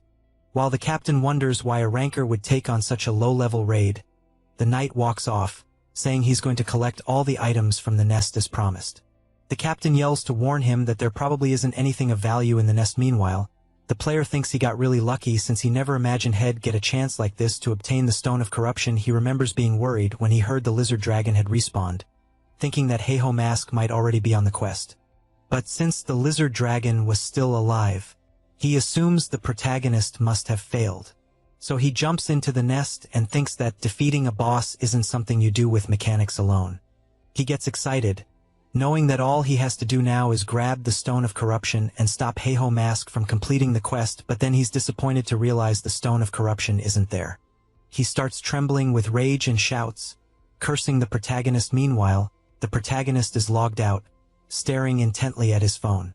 He takes a deep breath and says it's time, since during all those tough days, he kept telling himself that if he endured a bit longer, things would get better, but he gets nervous and decides that ends now. He builds up confidence and says he's going to do it. He's going to order steak. He grabs his phone, starts jumping around like crazy, and says he was trying to save on gas and food just in case, but now that he's completed the main quest, he figures it's okay to treat himself to a juicy steak, especially since he earned some extra money. So he thinks it's a fitting reward, and time to convert it into real money. As soon as he does, he sees his massive balance in the account and gets excited, saying it's finally time for steak. But then he watches several deductions hit his account, debt payments, utility bills, and rent. His balance drops to $8,561, leaving him stunned. Since that's not even enough to buy instant noodles, he starts pounding the floor and wonders why he worked so hard and is still broke. Then he gets a message from Remini, asking if he's still alive and if he quit Tube for good. He picks up his phone and thinks he forgot to update Remini about his situation and that he can't make videos anymore because some lunatics are after him, but then he gets nervous and wonders if he really needs to be so cautious when he's practically starving. What did he even do wrong? He's just an innocent player enjoying the game. Frustrated, he gets up and decides he doesn't care anymore. He'll do whatever he wants. So he logs back into the game and goes to a creepy place that looks like a graveyard. The system notifies that he's entered the field of the Forest of the Dead. As he walks, he tells his summons that no matter how many times he comes here, it's always scary. He figures this is probably the best place for him to grind some experience. And the creepy atmosphere is also great for attracting views on his videos. With that, he turns around and calls his summons to hunt. But first, he says they've got a new teammate now and he's in charge of strategy from now on. He tells them to get along. His new summon is a skeleton mage, a skill that the con artist Ahimber gave him. He knows that the more his mastery improves, the more advanced the effects they'll be able to use. So he concludes it's a great skill, but also one that consumes a lot of mana. Then, looking ahead, he sees a hand emerging from the ground and says that's their next target. Several skeletons begin rising from the ground as well. All at level 33. This leaves his summons confused, as the enemies look just like them. Herkin looks back and wants to know what his summons are doing, since they're supposed to be out there hunting monsters, but they're clearly terrified of fighting copies of themselves still. The protagonist couldn't care less, and makes it clear that his summons will realize once the fight begins that undead monsters have different traits than normal ones. However, he sees his summons hiding in fear, and immediately demands to know what the hell they're doing. Frustrated, he snaps his fingers and tells them to stop wasting time. They have a lot of work to do. Boney wastes no time and charges forward. Striking a skeleton with pity, he then watches the enemy stand still for a moment, but it soon keeps moving even after being hit, leaving Boney confused. Herkin comments that, yes, that's right, normal attacks don't work, so he pulls a warhammer from his inventory, one that adds 35 strength, and lands a simple hit on the skeleton. Shattering it completely, he follows up with a blow to its skull, sending it flying, and thinks it was a perfect home run. He turns around and asks his summons if they saw what he just did. They just have to smash the skull. But what he sees instead is all of his summons holding their heads in fear of him. Terrified that he might do the same to them, Herkin then says the goal is to hunt 100 skeletons in 100 minutes, because he's recording a timed attack video. With a sinister smile, he makes it very clear that if they fail, he won't let them leave. That instantly makes them dash off at full speed to hunt. After some time, the system reports that the protagonist has eliminated several skeletons and leveled up.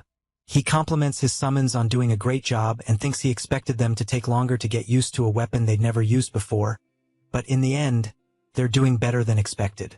Because of that, he believes the video will be a success, but he'll need to talk to Remini first. That's when he senses a strange presence, and a massive level 35 skeleton warrior appears right in front of him. Herkin gets nervous, realizing this is a rare monster that spawns randomly. He also knows there's a chance it might come back in a bovine form, so he runs at full speed with his summons toward the boss, thinking that he's finally going to get steak. As he charges, he wonders what he should eat first, grilled or roasted, but then he sees the skeleton warrior swinging a massive axe, and has to leap back quickly, or he would have been wiped out by the monster's powerful blow. After retreating to his summons, he thinks that was terrifying. He nearly died without even reacting. Thankfully, he aimed at the creature's arm, which only enraged it more, and it quickly follows up with another strike. But Herkin anticipates it, and together with his summons, strikes the skeleton warrior in the pelvis, slamming it to the ground. He then checks if his summons are okay while saying it was easier than expected. He doesn't notice the skeleton warrior charging at him again just before it hits him. He comments that the creature is quite impatient. Then he yells out that there's still one last attack left from one of his summons. The skeleton mage begins channeling fire magic and launches it, hitting the warrior dead on, and setting its bones ablaze. The system announces that the protagonist has slain a skeleton warrior and earned a large amount of experience. Herkin takes a deep breath, thinking that was a close one. Looking at the flaming remains of the creature, he concludes he should get at least 10,000 views on that video. But he's still hungry and decides he's definitely grilling that steak. At that moment, the system alerts that the field boss has detected the death of one of the protagonist's subordinates, which leaves Herkin confused. The system then continues, warning that the field boss has found intruders, and finally, that the field boss is awakening. A massive magic circle appears right next to them, then its head begins to emerge, followed by its body, until a colossal creature fully materializes before Herkin and his summons. He's left speechless, unable to believe what he's seeing. The level 40 golden skeleton boss has appeared. He knows that the golden skeleton is the Forest of the Dead's boss, and the first mage-class boss, a powerful one known as the Rookie Killer. He also recalls that the condition to make it appear was defeating several skeletons, though he hadn't considered that at the time. He thinks there's no way he can beat it, but if he does, it'll be a huge jackpot. Then he gets an idea of how to pull it off. If he buffs his skeletons, maybe there's a chance. So he calls his summons into battle, only to notice they vanished. The system then informs him that his summons were dispelled due to lack of mana, which leaves him stunned. He starts to panic. He's all alone in this fight. He doesn't realize it's normal, since he had summoned all four and even made the mage cast all those spells. So there's no way he'd still have mana left. Facing the colossal creature, he knows he has no choice. He grabs his watch and says it's time to warm up his body for the first time in a long while. He activates his slot and equips his battle armor. With that, He faces the boss and dares it to bring it on without hesitation. He takes the initiative and charges forward. The golden skeleton quickly begins channeling its skill, growing stronger, and once it's ready, it fires at the protagonist, who has to dodge the powerful attacks. Herkin knows that a single hit would kill him, and yet the boss is launching multiple attacks. It's no wonder it's called the Rookie Killer. While the golden skeleton continues attacking, Herkin realizes he has no chance of winning if he allows it to keep casting spells freely. He jumps and just before striking, thinks that all he needs to do is stop it from casting. He delivers a powerful blow to one of the golden skeleton's palms, managing to delay its attack. Herkin notices that the boss hands are tied to its spells, so he figures he just needs to destroy all of them at that moment. The golden skeleton begins to react strangely, and the system alerts that the field boss is staring directly at the protagonist, which confuses him. Then the system warns that the boss is seen through him and is evaluating the protagonist's skill level after making several gestures with its hands. The golden skeleton releases an intense wave of dark, negative energy. Herkin gets scared, wondering what the hell is happening. In a blink, he's bombarded by the boss' dark energy while running from the attacks. He tries to understand what's going on until he sees he won't be able to dodge one of them. At the last second, he leaps to the side, causing the attack to crash into the ground, but the impact launches him violently across the area. Lying on the ground, he catches his breath and questions the boss' insane attack pattern. He doesn't remember it being like this. He wonders if he's misremembering, or if the golden skeleton had hidden patterns, or maybe it just got rebalanced in a patch, like the Minotaur in the tutorial mission that thought discourages him, since, unfortunately, he can't recall clearly after all. It's been years since he last hunted a golden skeleton. Still, he grabs his weapon and thinks how frustrating this is, having no skeletons to summon, and not even remembering the boss' full attack pattern. Looking up at the colossal creature in front of him, he wonders how he's going to defeat it. The boss quickly launches another attack, forcing the protagonist to dodge again. He keeps doing this with every attack the golden skeleton makes.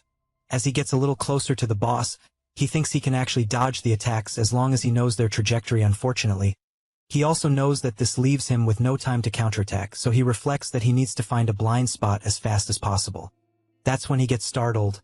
The boss grabs him with one of its arms. It pulls him in and lets out a tremendous roar right in his face. Herkin thinks he's completely screwed watching the creature channeling an attack right in front of him.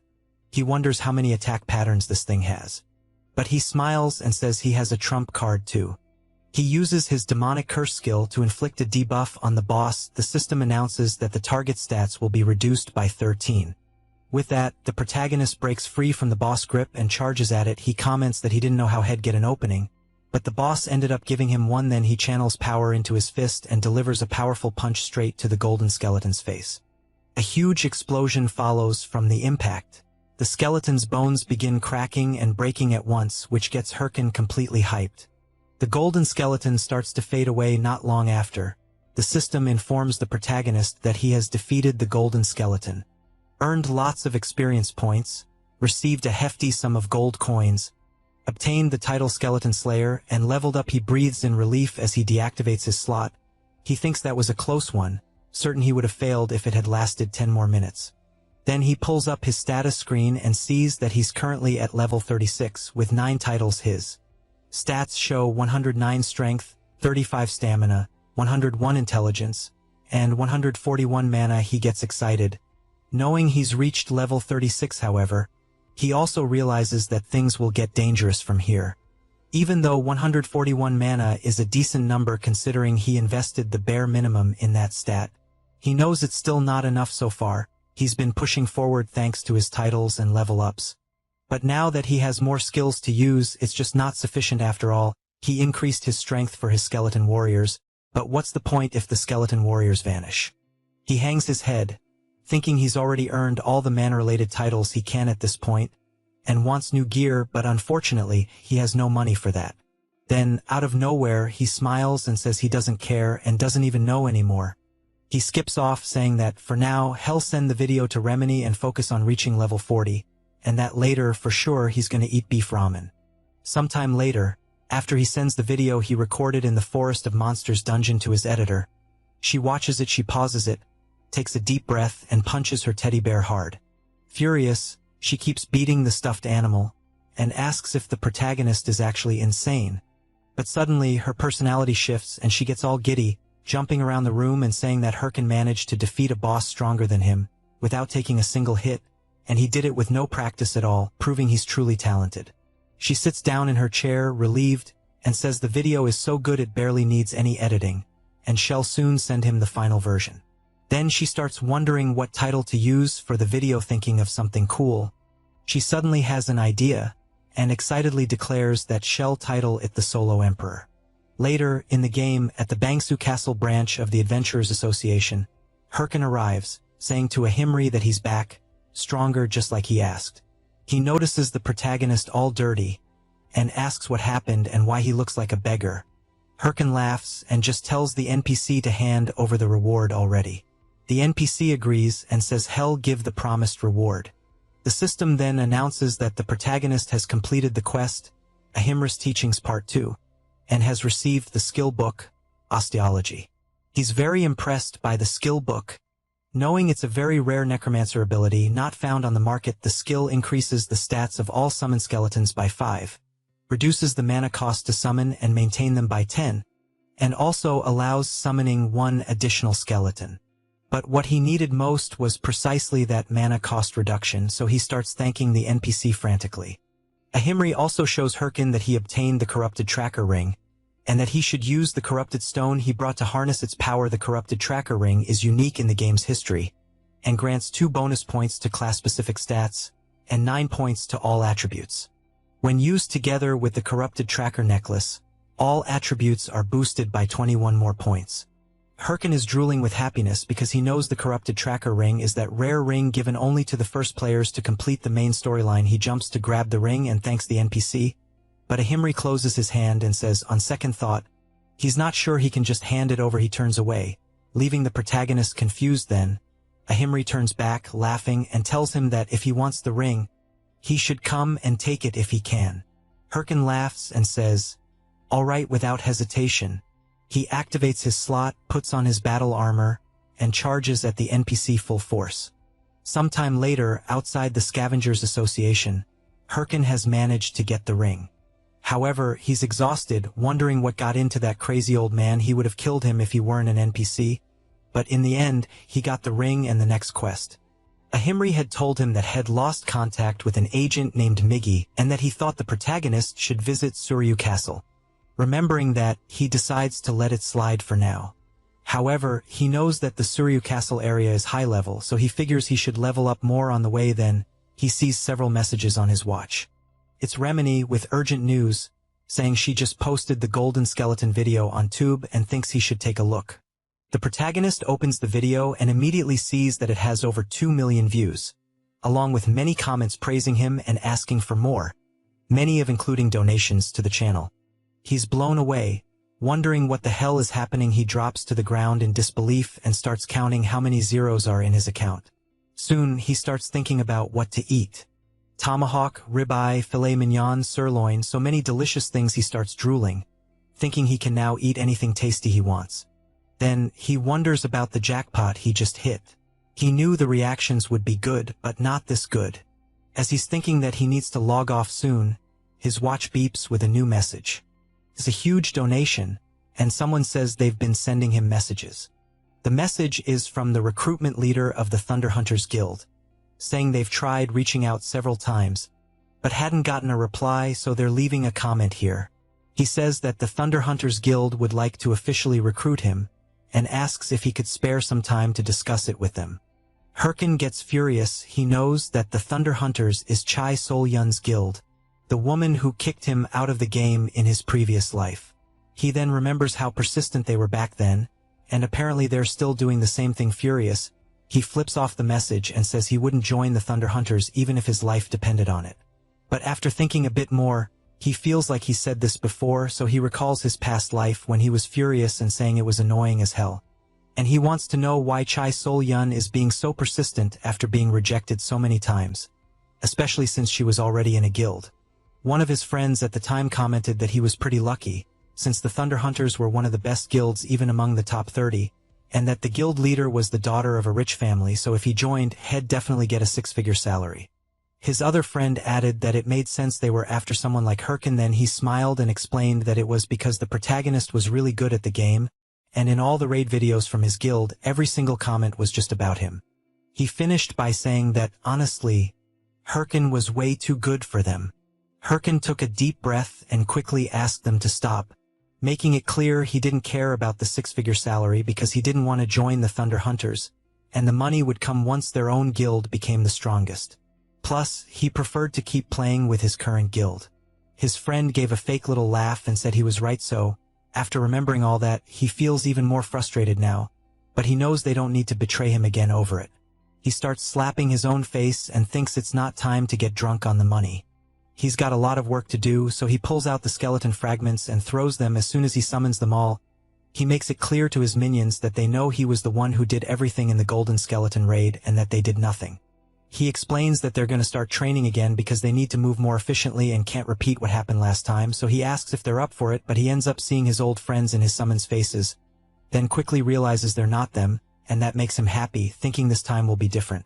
He calls his summons to become the strongest, then says their next destination is Suryu Castle and asks if they should train along the way. All his summons nod, suggesting yes. With that, Herkin summons his weapon and says the training will be simple, they're just going to run all the way there, and if any of them fall behind, they'll get punished. That makes them take off running at full speed, afraid of getting hit. And so they head for Suryu Castle. Meanwhile, Syl is deep in thought. A mage approaches and asks what she's thinking about. She's standing over several defeated monsters. The mage informs her that it's almost time for the meeting. This is Hatch from the Thunder Hunters Guild. Syl jumps down from where she was and quickly asks how the progress is going on the Corrupted Count mission. Hatch says they haven't made any progress yet, and still haven't found any clue for the next quest. Syl gets furious and says she can't believe they let the Hydra Guild grab the main quest before them. Hatch tries to argue, saying she thinks they'll find it soon, since they're going to a meeting with the leaders of all 30 top guilds. Syl emphasizes that there's no way a meeting with those losers will be useful. Even so, Hatch asks the guildmaster to be careful. As she walks away, guys, here's a quick recap of the latest chapters to keep you updated. The protagonist's tube video was a hit, and he made a lot of money overnight. He was also close to losing control, but thanks to the person responsible for everything he went through, the flames of his revenge were reignited. So he decided to walk the path of a hungry beast. The first thing he did was go to the loan shark he had borrowed money from, and as soon as he got there, he threw down his money bag and made it clear he would pay the full debt, principal and interest in cash, which surprised the loan shark. Jae-hyun, as he's called in real life, after handing over the money, asked if everything was okay. Next, the protagonist bought rare skill books, which made him quite happy. However, once back in the game, he knew he was broke again with his account balance at 0. Surrounded by his summons, Hyukin lamented that he thought he was ready for this, but admitted that seeing his bank account still hurt.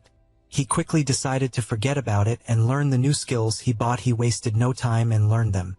The system then informed him he had acquired the skin grafting skill, a level F mastery passive that increases defense by attaching monster remains to his skin. If he takes too much damage, the material must be replaced. He decided to test it right away, and the system asked if he wanted to use the skeleton warrior's horns to enhance it. He said yes, and the system notified that he had gained the essence of a skeleton warrior. And 5 defense points. Curious, he equipped a sword and tested it by attacking himself. He was pleased, and commented that he was perfectly fine and that it was much better than expected since nothing happened to him. Then he moved on to the next skill. The system notified him he had acquired the Curse of Sloth skill, allowing him to cast a curse that slows the target's movements. The larger, faster, and stronger the target, the more mana it consumes and the shorter the duration. Herkin found it interesting, looked to the side, saw his summons, and tested the skill on them, concluding it could be useful in battle. Finally, he opened his last book. The system then informed him he had obtained the golem summoning skill. Herkin knew this was the hardest skill to get, and the one he wanted most. He tested it immediately, which even surprised his summons. He smiled and, seeing his summoned golem, said he could finally summon it. Then he shouted that a necromancer is nothing without golems, and judging by the size of his new summon, he knew it was more reliable than any of the tanks there. He smiled and snapped his fingers, activating his copy mode, passive on the golem. He then created a bond with the summon. Knowing it had a copy mode that could sync its movements with his by combining the golem's strength with his own movements, he believed it could be ridiculously effective. However, the golem just stood still, shocking the summons and driving the protagonist crazy. Wondering why it didn't work, he questioned whether it was a bug, but then the golem mimicked his earlier movement, leaving everyone speechless. Herkin wondered if this was faster than his other summons could react, then laughed and asked himself what he should do next.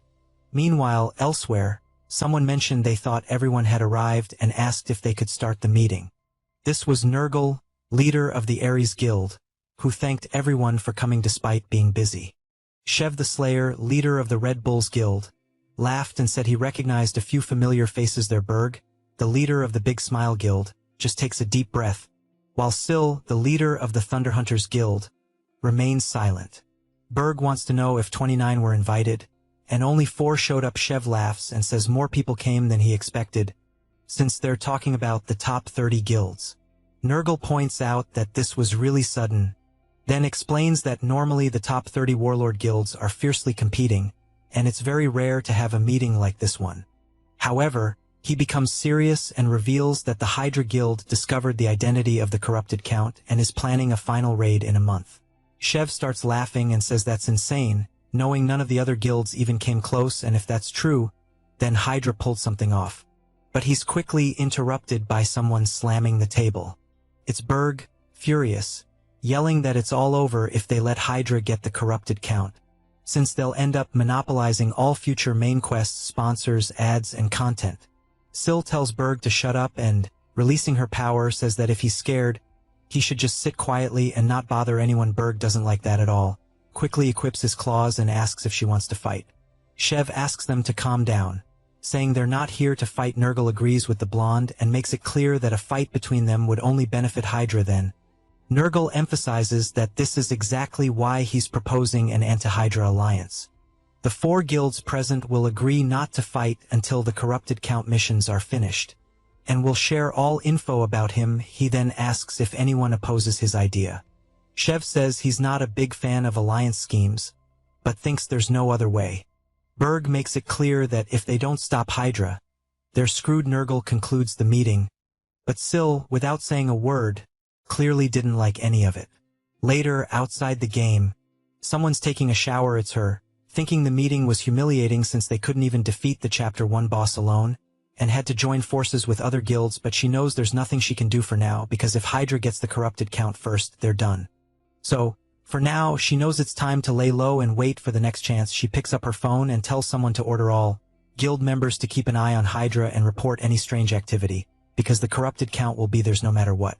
Meanwhile, inside the game at the Tsuryu Castle branch of the Adventurers Association, Herkin is surprised, wanting to know what's going on. A guy says he already asked him to go to the Barbara Forest. He explains that's where Agent Miggy disappeared, and that the protagonist should search the area for traces. Herkin says he knows the Barbara Forest is full of level 70 monsters, a dangerous area, and that he could die instantly if he goes there now. The adventurer sighs and says that's exactly why he's asking him, a disciple of Ahimbri. He then makes it clear that if the protagonist refuses, he'll lose his status as a corruption tracker, which scares him even more after leaving the association.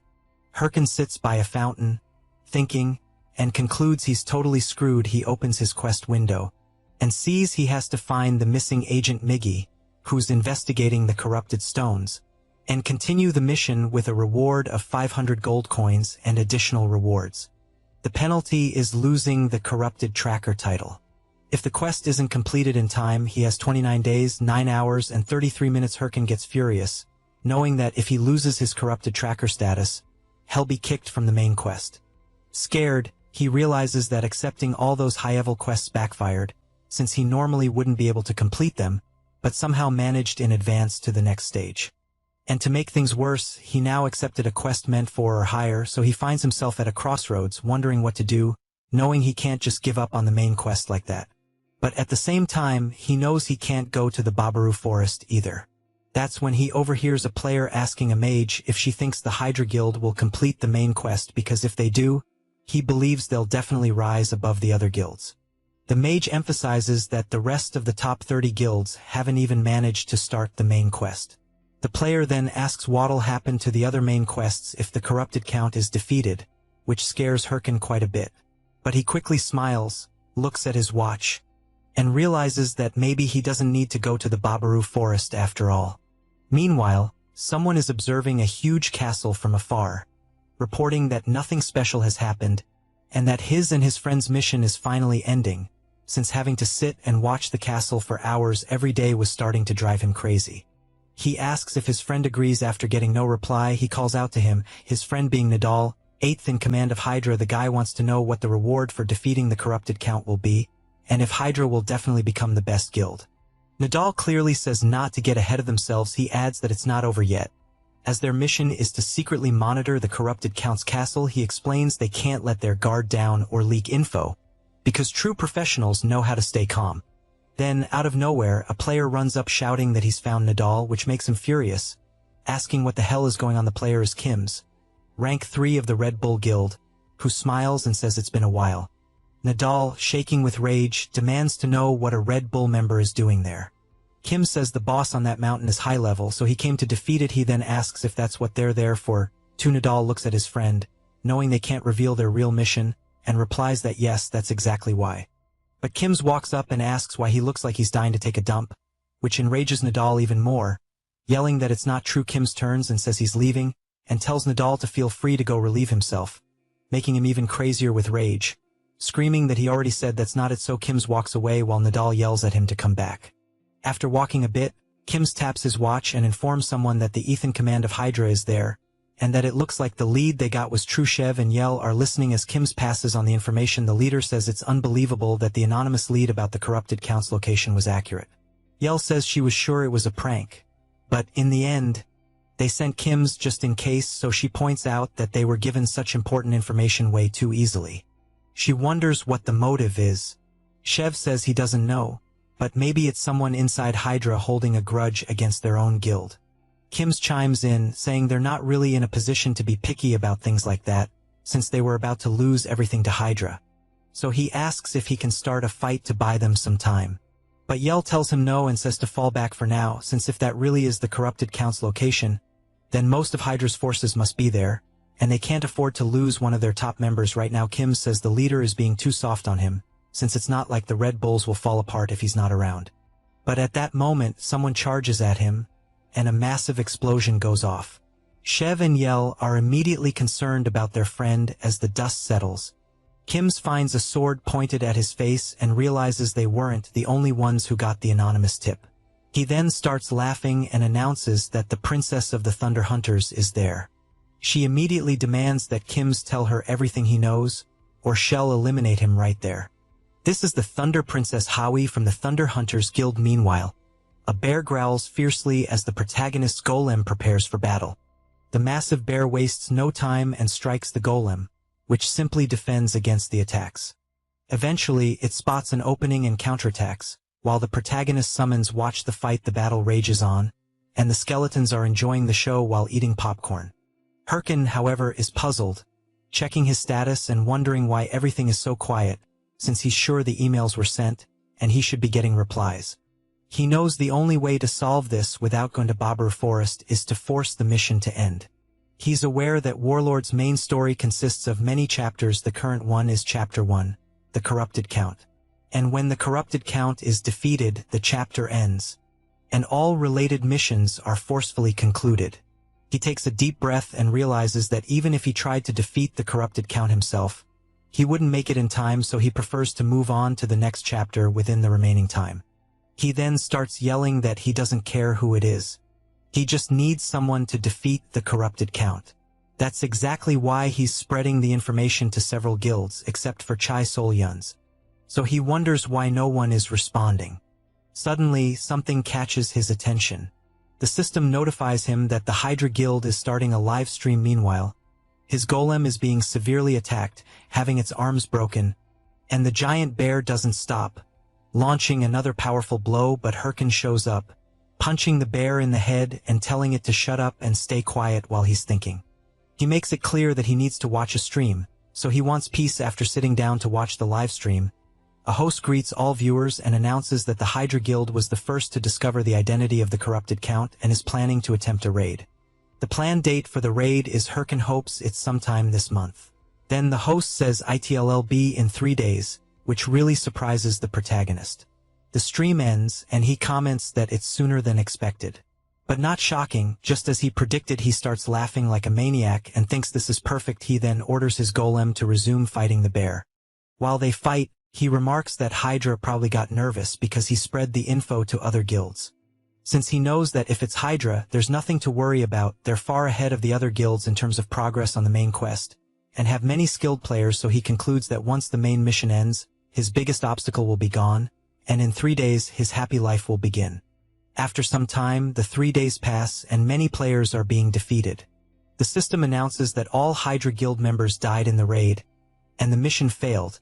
Leaving the protagonist in utter disbelief, he throws his phone to the ground and yells, demanding to know if they're messing with him. He shouts that if they were going to start the raid so early, the least they could have had was a plan. He wants to know why they even tried if they were going to fail in an hour. He also questions whether he overestimated them, and if he now needs to start looking for alternatives. Then he sees that the Red Bulls Guild has started a live stream. He quickly grabs his phone and wonders if Red Bulls is where the Slayer Shev is from. Meanwhile, in the game, Shev the Slayer comments that since the field is being reset, he assumes the Hydra Guild's raid failed. He then asks if his soldiers saw what happened. He explains that the corrupted Count is a powerful enemy, powerful enough to massacre even the Hydra Guild. And not only that, but they also won't have backup item supplies, meaning their chances of success will be very low. Even so, Shev slams his sword into the ground and shouts, making it clear that the Red Bulls Guild will accept the challenge. The soldiers immediately start yelling, fired up for the battle ahead. Jaehyun, watching the stream, wonders if the Red Bulls Guild is really going to start the corrupted Count quest. Since even though they're good, he knows it's still not enough. Then he's surprised to hear Shev announce that they'll be joined in the raid by their partner, the Guildmaster of the Thunder Hunters, the Queen of Thunder, Sil. This leaves the protagonist confused after realizing it's Chai Sol Yun. A bit earlier, at the Red Bulls camp, Shev was commenting on how unexpected it was that the Queen of Thunder herself requested a meeting, so he wants to know if she's declaring war. Sil replies no, that for now they're still allies. Shev looks at Kim's and says he heard one of his men got beaten up, while Sil says it was nothing, just their guild's way of saying hello. Why sticks her tongue out at Kim's, teasing him. Shev then gets serious and asks to cut to the, saying he heard they have info on the corrupted. He pretends not to know what she's talking about, but Sil says she doesn't have time for games, and that she's confirmed some members of the top 30 guilds received information about the corrupted Count, and that since someone like him, who couldn't even begin tracking the Count, suddenly started doing it, even an idiot would notice. He laughs and admits she caught him, saying it's true, but notes they don't know who provided the tip. She gives a sinister laugh and asks if he really thinks the Hydra Guild will succeed. Shev says he's not sure. Sil replies they'll fail, and that they moved up the raid date just to be first. But she knows the corrupted Count is the first boss, so it won't be that easy. They'd have better chances if they let others go first to gather information. Shev gets serious and says he's sure she didn't come just to talk about Hydra, so what's her real point? She gives a slight smile, then slams her sword hard into the table, even surprising the Red Bulls leader. While Kim's gets ready for the worst, Shev signals him to stay calm. Sil asks if they can't work together on the corrupted Count raid, and says she'll let him get the first kill. Shev is quite surprised and thinks she's bluffing, but now, with her in the raid against the corrupted Count, he sees this was expected. Watching how she fights and slays raid monsters, he realizes she's not just talk still. He knows the corrupted Count is no joke. As for the Count himself, he laughs and says they're not doing bad for scum like them. This is the corrupted Count, the main quest boss and final boss of Chapter 1. He then commands his creatures to attack without rest, and declares hell crush their will completely. Thus, an intense battle begins, with the Red Bulls and Thunder Hunters alliance on one side, and the corrupted Count on the other. As the fight drags on, Shev knows their allied forces are reaching their limit. Sil comments that the monsters just keep coming. Then, Shev steps forward, and unleashing his fearsome power, yells to the Queen of Thunder that hell clear a path for her. He launches a powerful forward strike, and she rushes in alongside him as Shev's mighty attack heads toward the corrupted Count. The Queen of Thunder follows close behind the boss, becomes enraged and counterattacks. Demanding to know how they dare challenge him, Syl tries with all her might to keep dodging the countless attacks from the corrupted Count, until she leaps into the air, fully confident, and prepares her strike but ends up being severely hit, leaving her confused and trying to understand where the attacks came from.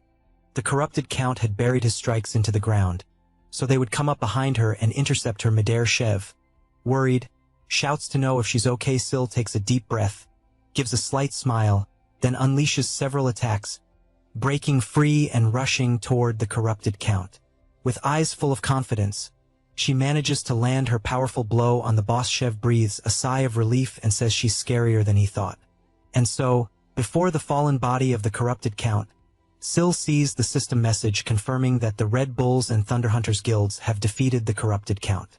The protagonist is stunned upon hearing that Chai Seol-yun defeated the boss of Chapter 1. He throws his phone to the ground and mutters that it doesn't matter, he only needed the corrupted Count to be defeated, and it didn't matter by whom. He then hopes Syl enjoys it while she can, because the corrupted Count will be the last she gets. After all, he knows that in the end, the one whole win will be him. Sometime later, in the dungeon of the Bulkus Mountains, the protagonist is with his summons, thinking that his real name is Jae-hyun, and currently in the game he's Hiram. He's a warlord player who somehow reincarnated. His dream is to become the strongest in the game, to get revenge on the bastards who betrayed him.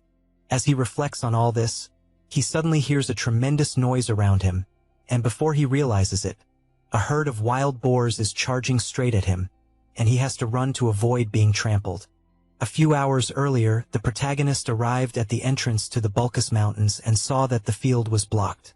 While Little Bone is confused by the barrier, Hurricane explains that it's a locked field until someone meets a certain condition.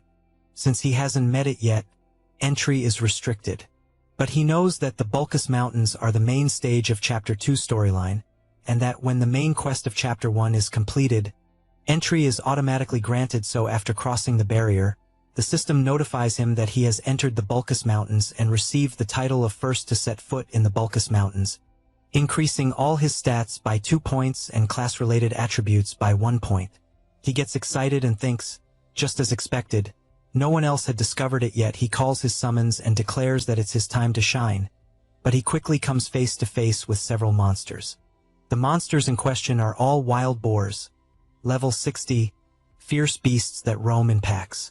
Hurricane, being only level 41, is shocked to encounter them right away back in the present. The boars are enraged and charging after the protagonist, who keeps running and wondering how he got so unlucky and how the hell he ran into those boars as soon as he entered. He also thinks some people have probably already noticed the blocked field is now open, so he can't afford to waste any more time there. He knows his chances are low, but still, it looks like he has to try. So he shouts for his summons to activate their helms and charge at the boars. However, the creatures are so strong that they easily defeat the protagonist's summons. As Hurricane retreats, thinking his summons were wiped out in a single hit, the system notifies that the skeleton warrior has been destroyed after taking too much damage. The protagonist then smiles and says, "That was just bait." He activates his Sloth Curse skill on the massive wild boars he approaches and tells them they won't be able to move for a while. Then, drawing his sword, he charges in and says it's time to pay for destroying his skeletons, until he steps on a banana peel and faceplants right in front of the massive beasts. Then, another banana peel falls onto his head. Hurricane grows furious, demanding to know what the hell is going on and where the banana peel came from. Up on a tree branch, a monkey is laughing. It's a level 50 armored monkey, a monster known for playing tricks on humans. Hurricane gets even angrier, quickly stands up, and tells the monkey to wait, because he's about to get beaten up, but then the system notifies him that the effect of the Sloth Curse has worn off. He turns around in a panic, thinking this is IRL bad. Just then, a bright flash comes from his direction and completely shatters the wild boar's head. Hurricane is startled, trying to understand what just happened. Up in a tree, someone is firing a crossbow, releasing countless arrows that, in a blink, brutally wipe out several wild boars. Hurricane, amazed by how easily the monsters were taken down, wonders how it's possible with just one shot. Then the mysterious person approaches and asks if the protagonist is hurt. Hurricane turns and sees an old man, wondering if it could really be who he's thinking. Meanwhile, at Suryu Castle, two adventurers are surprised by what they see ahead. One of them notices a knight leaning against the wall and asks if that's the White Mamba's armor set. The other responds that it looks like it, and then asks if the person they're seeing is a ranker. The knight, visibly impatient, adjusts his glasses and asks if his companion has found the identity of the informant. A mage steps out from the shadows and says no, that none of the guilds know who sent the information. He adds that it makes sense after all. We're talking about someone who knew the identity of the corrupted count and was willing to give that information away for free. So how are they supposed to find someone like that? The knight also wants to know about the Haho mask. If his friend has any updates, the mage replies that he's just posting regular hunting videos, and that it seems to be something about giant bears. The knight begins to get angry while the continues, saying there's no way a newbie who just started the main storyline could be behind all this. He then asks where the knight's next assistant job will be. The knight says it'll be with the Sweepers Guild. The mage, frustrated, comments that it looks like they're going to be really busy again. The knight assures him he'll handle the assistant job, and asks his friend to focus on finding the person who leaked the information.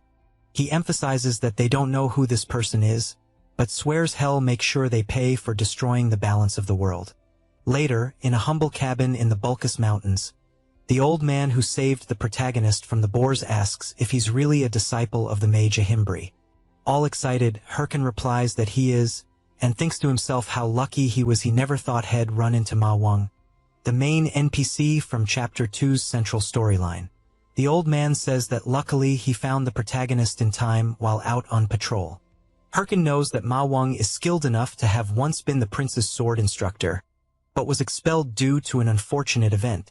After that, he became the captain of the guards who protect the Bulkus Mountains. That's why Hyrcan knows for sure he had to find this NPC in Chapter 2, and feels incredibly lucky. Ma Wang tells the protagonist that he should go back, which confuses him, so he asks the old man to clarify.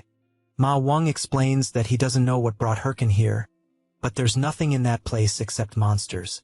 So again, he urges him to go back before something worse happens. Hyrcan smiles and says the corrupted count is dead. He thinks to himself that there's no point in the old man playing hard to get, since he already knows how to enter Chapter 2. He then adds that even with the count's defeat, there are still corrupted monsters out there, and that he was tracking the source and ended up here.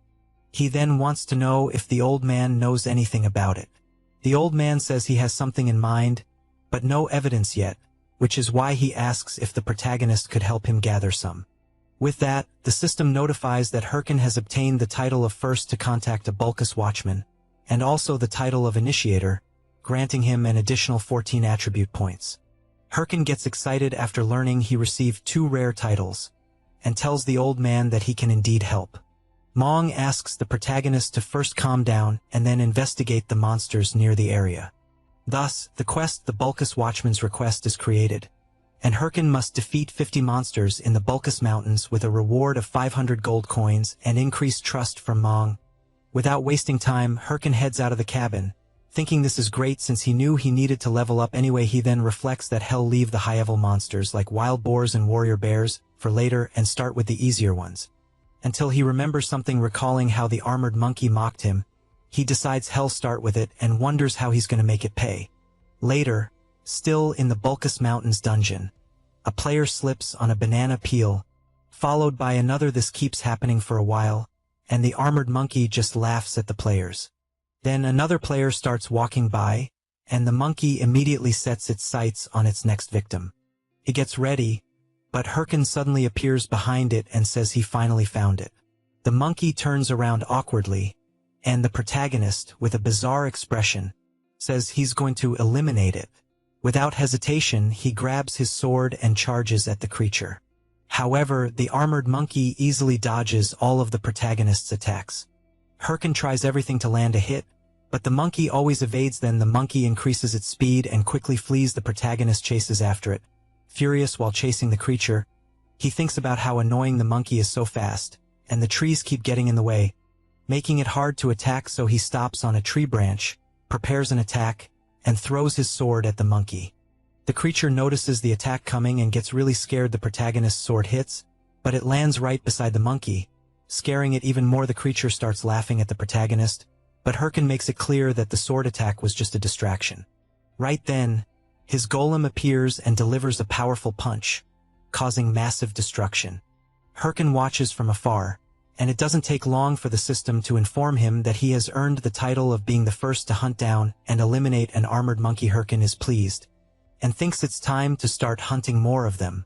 Meanwhile, several cameras are snapping photos, as Shev the Slayer and Syl the Queen of Thunder are there. They shout out congratulations to the Red Bull Guild's Red Bull, and to Syl from the Thunder Hunters for completing the first chapter's boss raid. Then, a reporter player approaches the Queen of Thunder and asks if she'd like to say something. She gives a slight smile and says she thinks they were really lucky this time, but they'll keep working hard to bring good results in the future. However, off camera, she looks displeased. Howie, walking with the Queen of Thunder, says she's the best. Then, he admits he thought they were done for when the last wave of monsters came, but then she appeared, jumped in alone and defeated the corrupted Count. Syl says she was lucky, and emphasizes that they couldn't have done it without the Red Bulls. Still, she knows that to achieve a full victory, need the skills of the player known as Heiho Mask. Disappointed, she asks Howie to call Hatch. Shocked, he yells, wanting to know why the Queen of Thunder would need that loser. Syl becomes serious and makes it clear that there's something they need to hunt. Meanwhile, something is breaking, and the system soon informs that the protagonist's equipment durability has dropped to 0 and was destroyed. Herkin looks at his sword in frustration and thinks it's time to look for new gear. But he knows the problem is that he has no money. So, he concludes that his only option is to try for gems, since he knows they have a very low drop rate for monsters and are used to craft items.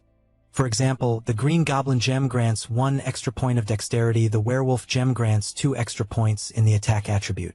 They also have additional effects depending on the monster they drop from. He then thinks that gems dropped by armored monkeys are great for making equipment. With that, he summons his creatures and shouts that they're gonna hunt every last armored monkey. 9 hours later, Herkin is devastated, as he had no success in getting any gem drops. And looking at the pile of countless armored monkeys, he wonders if a drop should have happened by now. Then, with a crazed expression, he tells his summons that hell try just one more, because he thinks maybe this time it will drop. Suddenly, someone approaches, calling out to the protagonist. A warrior in sinister armor says that Herkin must be Heiho Mask. The protagonist is intrigued, wondering who this person appearing out of nowhere could be. Looking more closely, he notices the man is decked out in a full and expensive fire lizard set, and wields a hero orc sword, meaning he's at least level 70. So he starts thinking maybe the guy is one of those players. The man introduces himself as Coyote. Then, he starts making some strange movements. And, as soon as he stops in a completely ridiculous pose, he officially challenges the duel. Herkin is confused, wondering what the hell the guy in front of him is doing, while Coyote comments that he heard the protagonist is getting popular on Tube, so he points out that beating him would make him popular too. Herkin thinks that he must be just another attention-starved loser. He turns away and says he's busy and tells him to get lost. Coyote yells, asking the protagonist to wait. Herkin, irritated, wonders why the gem isn't dropping, and now there's a crazy idiot bothering him. On top of it, Coyote shouts that he'll pay 5,000 gold if the protagonist fights him. Herkin stops when he hears that, quickly turns around and runs up to the player, saying he'll gladly accept the duel and welcomes him, calling him a customer and thinking that he loves customers. A few hours earlier, Coyote was thinking about himself, believing he was the hero of justice, and that, thanks to his talent, he, Coyote, was a hero who was always the center of attention, no matter what game he played. Well, at least that's what he thought, because in Warlord no one really paid much attention to him, since he always heard people saying it was much more fun to watch Heiho Mask, and as soon as he looked around, he saw that no one was paying attention to him, and he only heard people asking each other if they had seen the new video from Heiho Mask. That made him furious. He punched the ground and, thinking about Heiho Mask, began yelling that he was being buried by him because they started the game at the same time. Coyote knew his opponent's level was lower than his, and that he didn't even have good items, so he wondered why everyone loved him.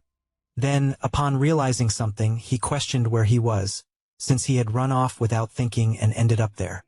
And as he looked ahead, he saw a player surrounded by little creatures, but upon closer inspection, he realized it was Heiho Mask. However, he knew that was supposed to be a blocked field, so why was he hunting there? Then he had an idea. What if he posted a video of himself defeating Heiho Mask? If it worked, could he steal all his fame? So back to the present.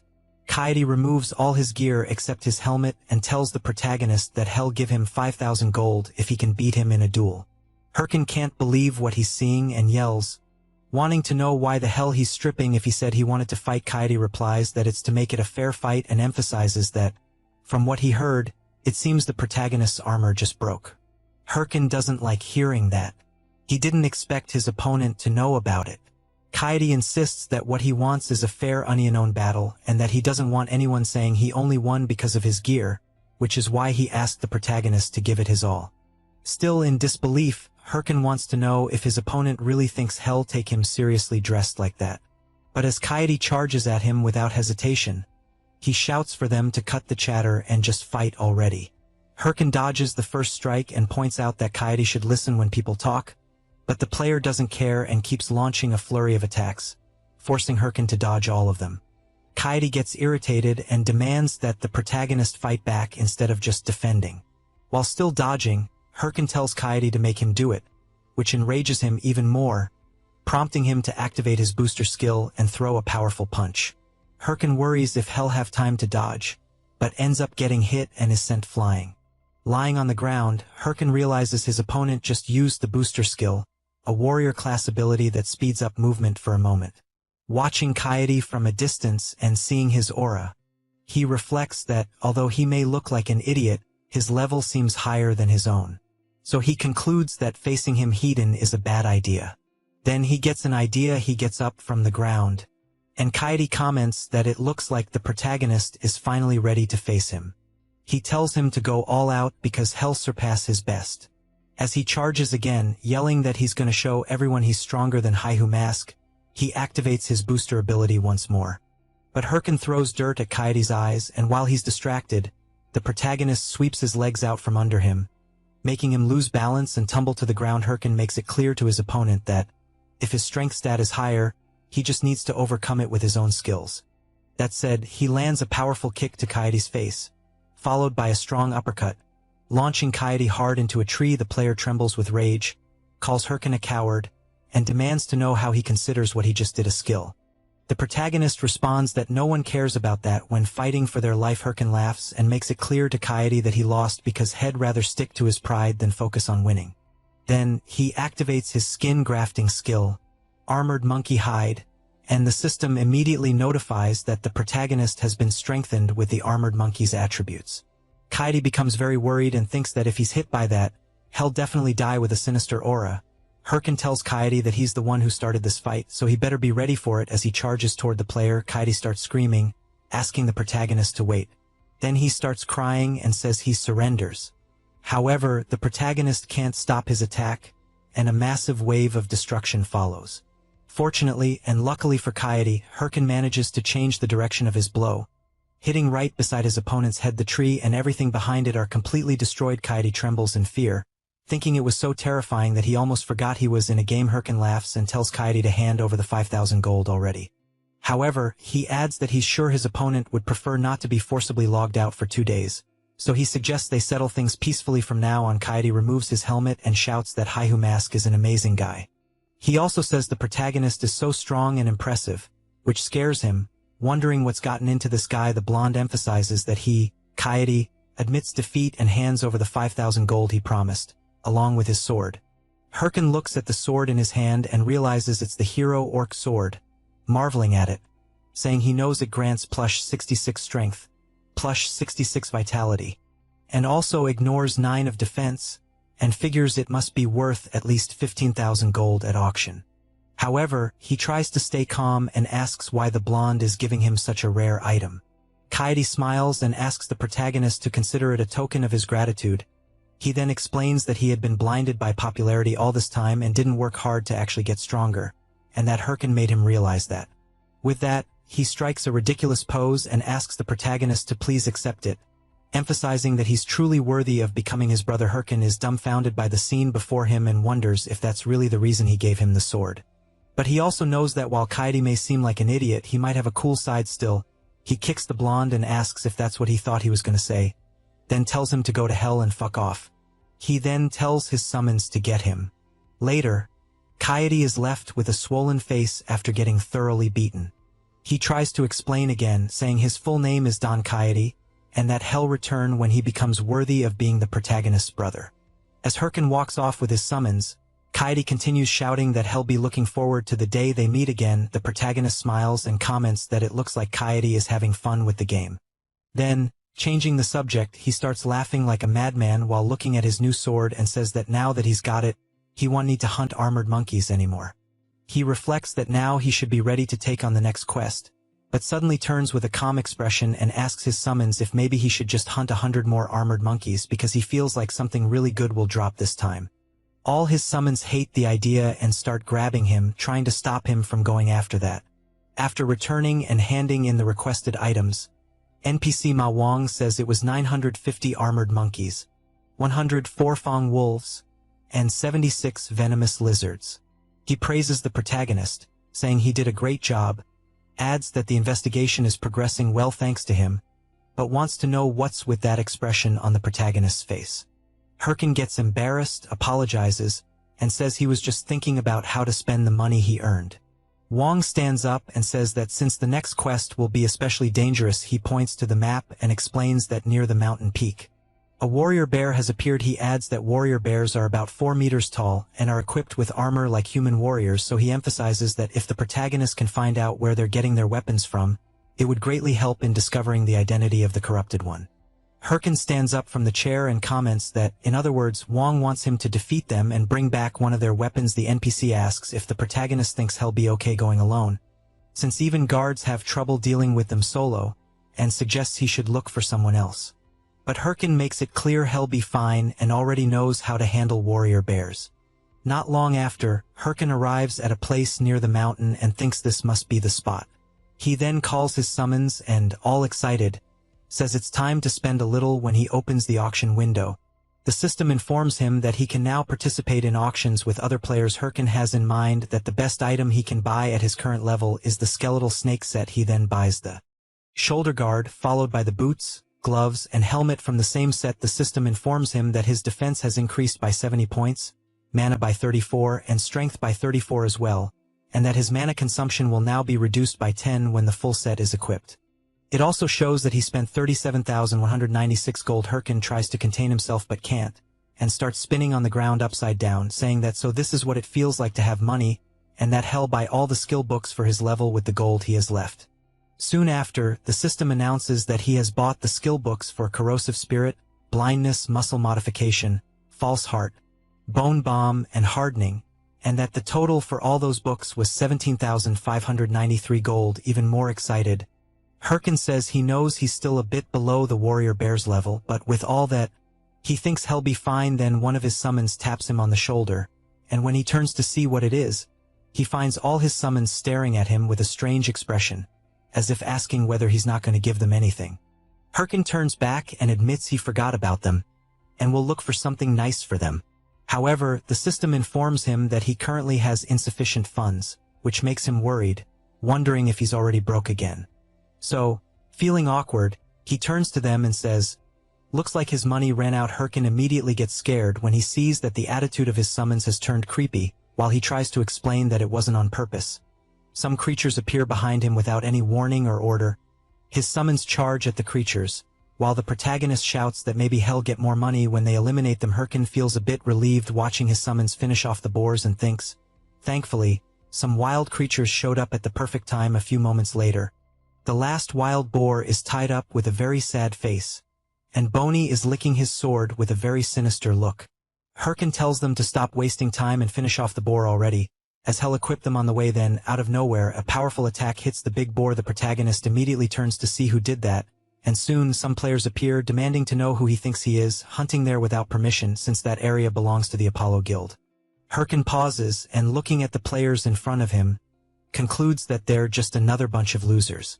The guys introduce themselves. One says his name is Zhang, the other Wang Zhang, and finally the last one Il Zhang, and they declare they are the great trio of the Apollo Guild. Herkin laughs and says he gets it, but without any mercy or pity, he quickly launches several consecutive attacks on all three. He then makes it clear they're just a bunch of losers trying to annoy him, turning away.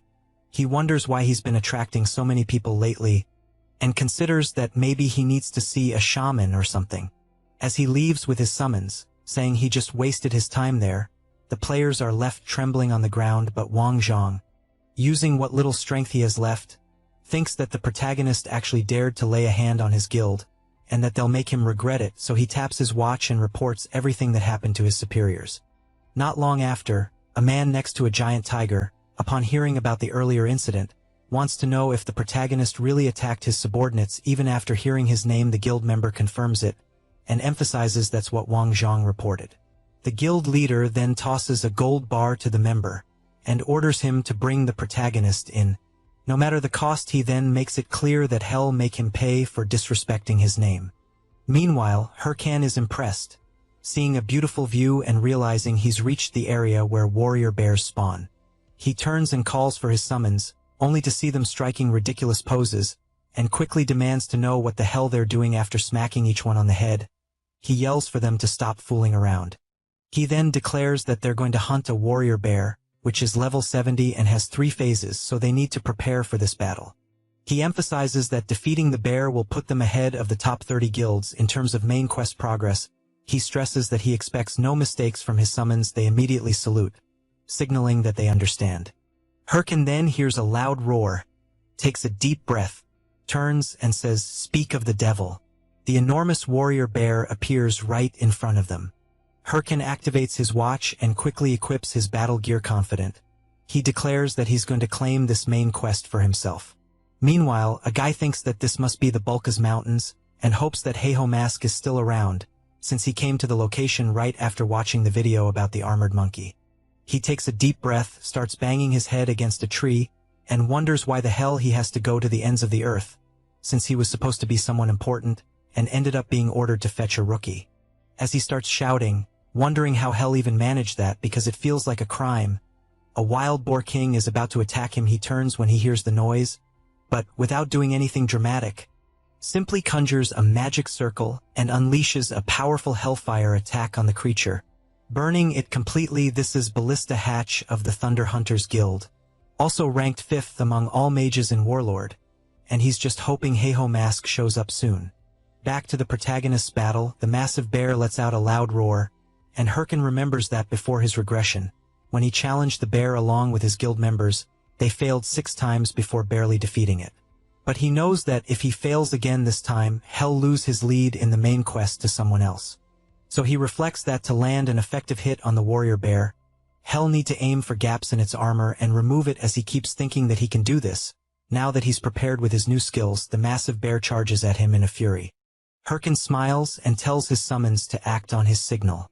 He then charges at the beast, thinking that his new passive skill, leg strength modification, will be highly effective. However, his speed is so high that he ends up overshooting and flying right past the bear. Herkin tries to make sense of what the hell just happened, while the bear and the summons just watch him soar through the air. But without wasting any time, the massive bear attacks the protagonist's summons, and the system reports that the warrior bear completely wiped out the skeletons, which makes Herkin furious. The protagonist looks into his leg strength modification skill, which boosts leg power, allowing faster and stronger movement.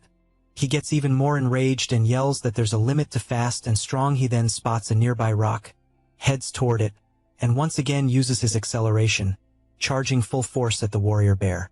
But he's so fast that he crashes straight into the bear, which is left wondering what the hell this crazy human is trying to do. Meanwhile, Herkin marvels at the creature's fur. It's really soft, but he's quickly struck and thrown hard into a rock while lying on the ground. He thinks that his leg strength is too much and he can't control it. Still, he managed to rip off part of the warrior bear's armor, but he questions how useful that really is, because if his skills are acting like this, he wonders how he'll land an effective attack without wasting time. The giant bear charges at him again, and when it delivers a powerful blow, Herkin is forced to dodge at the last second. He then starts channeling his power and activates Bone Bomb, which creates a bomb using mana, and he throws it right into the creature's face, causing a massive explosion. However, it only enrages the bear even more. Herkin starts to panic, thinking this is way too hard and that ever since it came to this, he might have to give up on direct attacks, so he uses his mana to restore and summon his skeletal warriors again. He then states that he has no choice but to fight like a proper necromancer, but he quickly notices the strong distrust in his little summons' faces. So he shouts that this time he'll do it properly. Next, he summons his golem, which immediately appears and attacks the massive warrior bear. The bear doesn't stand still. It strikes the golem with its powerful attack. Hyrcan smiles, thinking he still has one last card up his sleeve. He then uses the hardened skill on the golem. Making it more durable with that, he snaps his fingers and orders his summons to attack. They quickly charge at the bear, whose sword is being held back by the golem. The skeletal warriors manage to land their hits, but this only serves to make the creature even angrier. However, Hyrcan makes it clear the bear shouldn't be mad yet. There's still one big attack left. He then yells for his skeletal mage to finish it off, but both he and the warrior bear get caught in the flames of the skeleton mage's attack. Hyrcan can't believe he got hit too, so he turns furiously and shouts, calling his summon an idiot and saying it was supposed to wait until he got out of the way. At that moment, the warrior bear lets out a massive roar, and the system reports that the creature used its battle cry skill, allowing it to recover 50 of the damage taken, and it quickly charges at the protagonist, who's still distracted by his summon. Hyrcan takes a deep breath, turns around laughing, and declares that he doesn't care about strategy. Brute force and numbers are always the best option.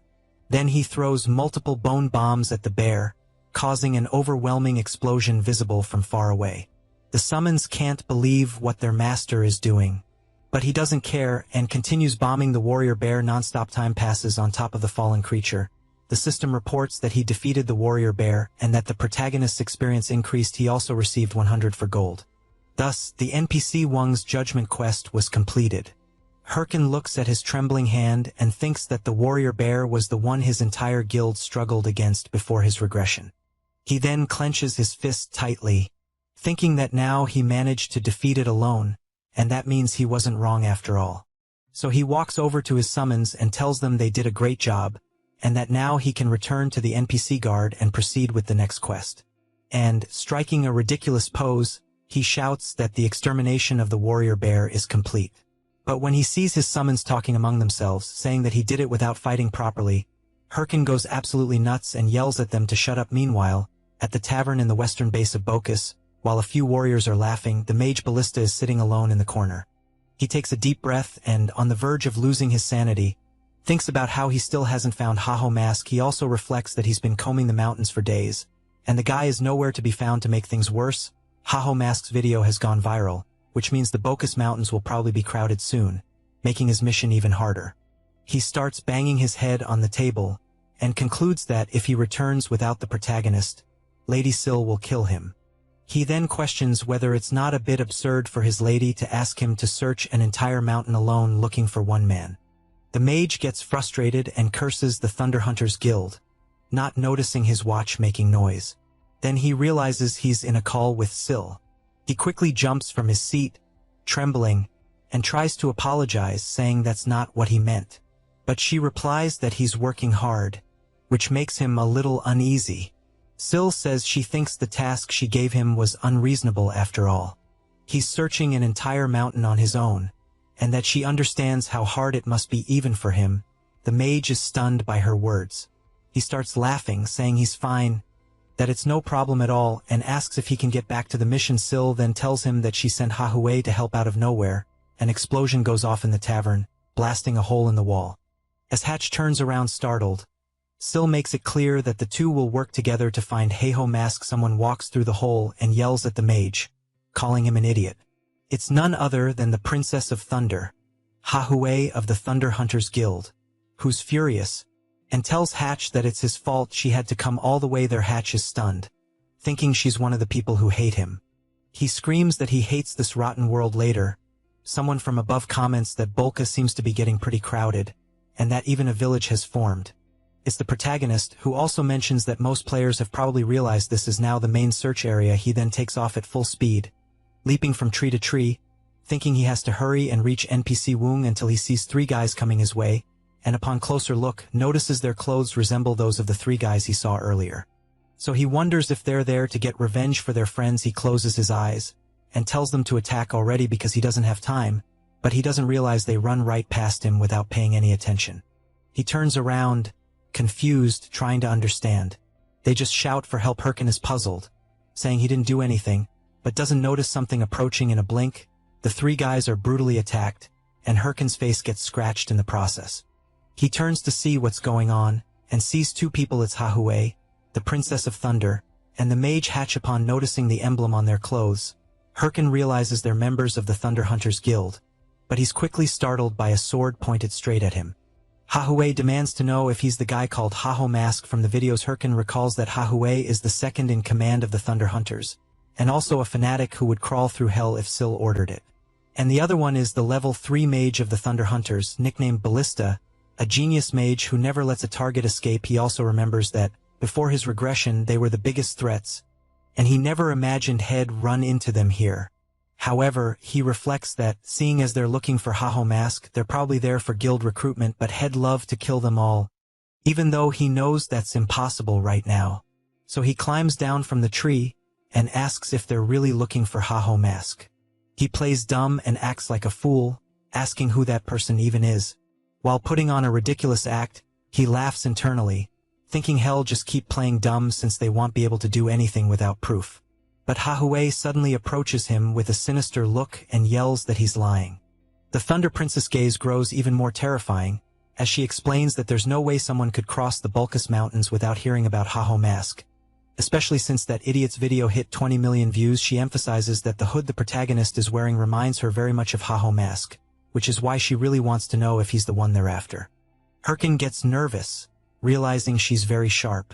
The mage steps in and tells them to stop, saying that's not the issue right now. He then points at the Thunder Princess' forehead and yells that the problem is her. He starts ranting that she destroyed the inn, killed people just because she thought they were suspicious, and now he wants to know how she plans to fix all this, since everyone knows their guild and they won't even be able to deny it. Hatch starts shouting even louder, demanding that she apologize quickly before the guild's reputation takes a hit because of her. Hahue also gets flustered and yells back, asking why the hell she should have to apologize. Herkin watches, stunned, wondering if they've always been like this. Eventually, Hahue, visibly annoyed, mutters an apology. Hatch watches her walk off and asks what kind of dumb behavior that was. He then turns to the protagonist, apologizes for his partner, and wishes him a good game. But as Herkin sighs in relief, thinking he narrowly avoided trouble, he fails to notice someone rushing at him when he sees a fist flying straight at his face.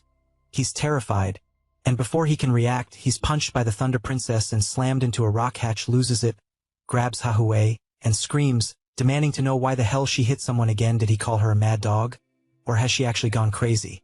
She replies that she thought the protagonist would at least dodge her punch. Herkin wants to know if they really just assaulted an innocent user who had his guard down. So he calls them out then. Putting on glasses, he announces that he's formally filing a complaint against the Thunder Hunters Guild.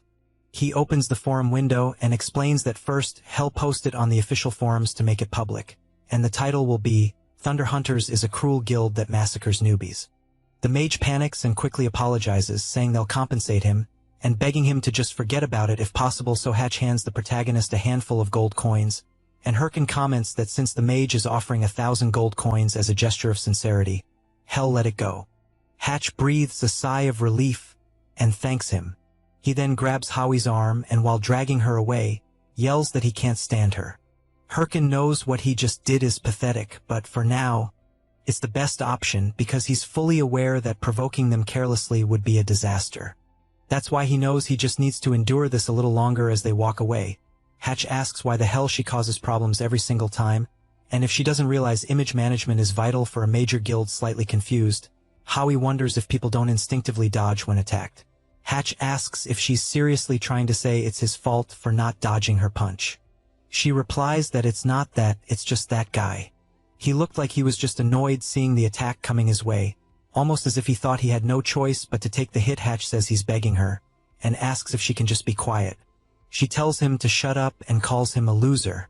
Meanwhile, the protagonist returns to NPC Woong's house and hands over a piece of the warrior bear's armor.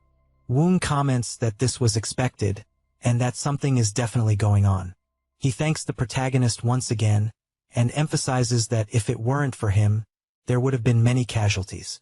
However, he wants to know if he's okay. Since he sees him trembling, Herkin replies that he's fine, but is thinking that the NPC needs to hurry up and move on, because if there's any delay, the top 30 guilds will catch up with that. The NPC grabs a chest and places it on the table.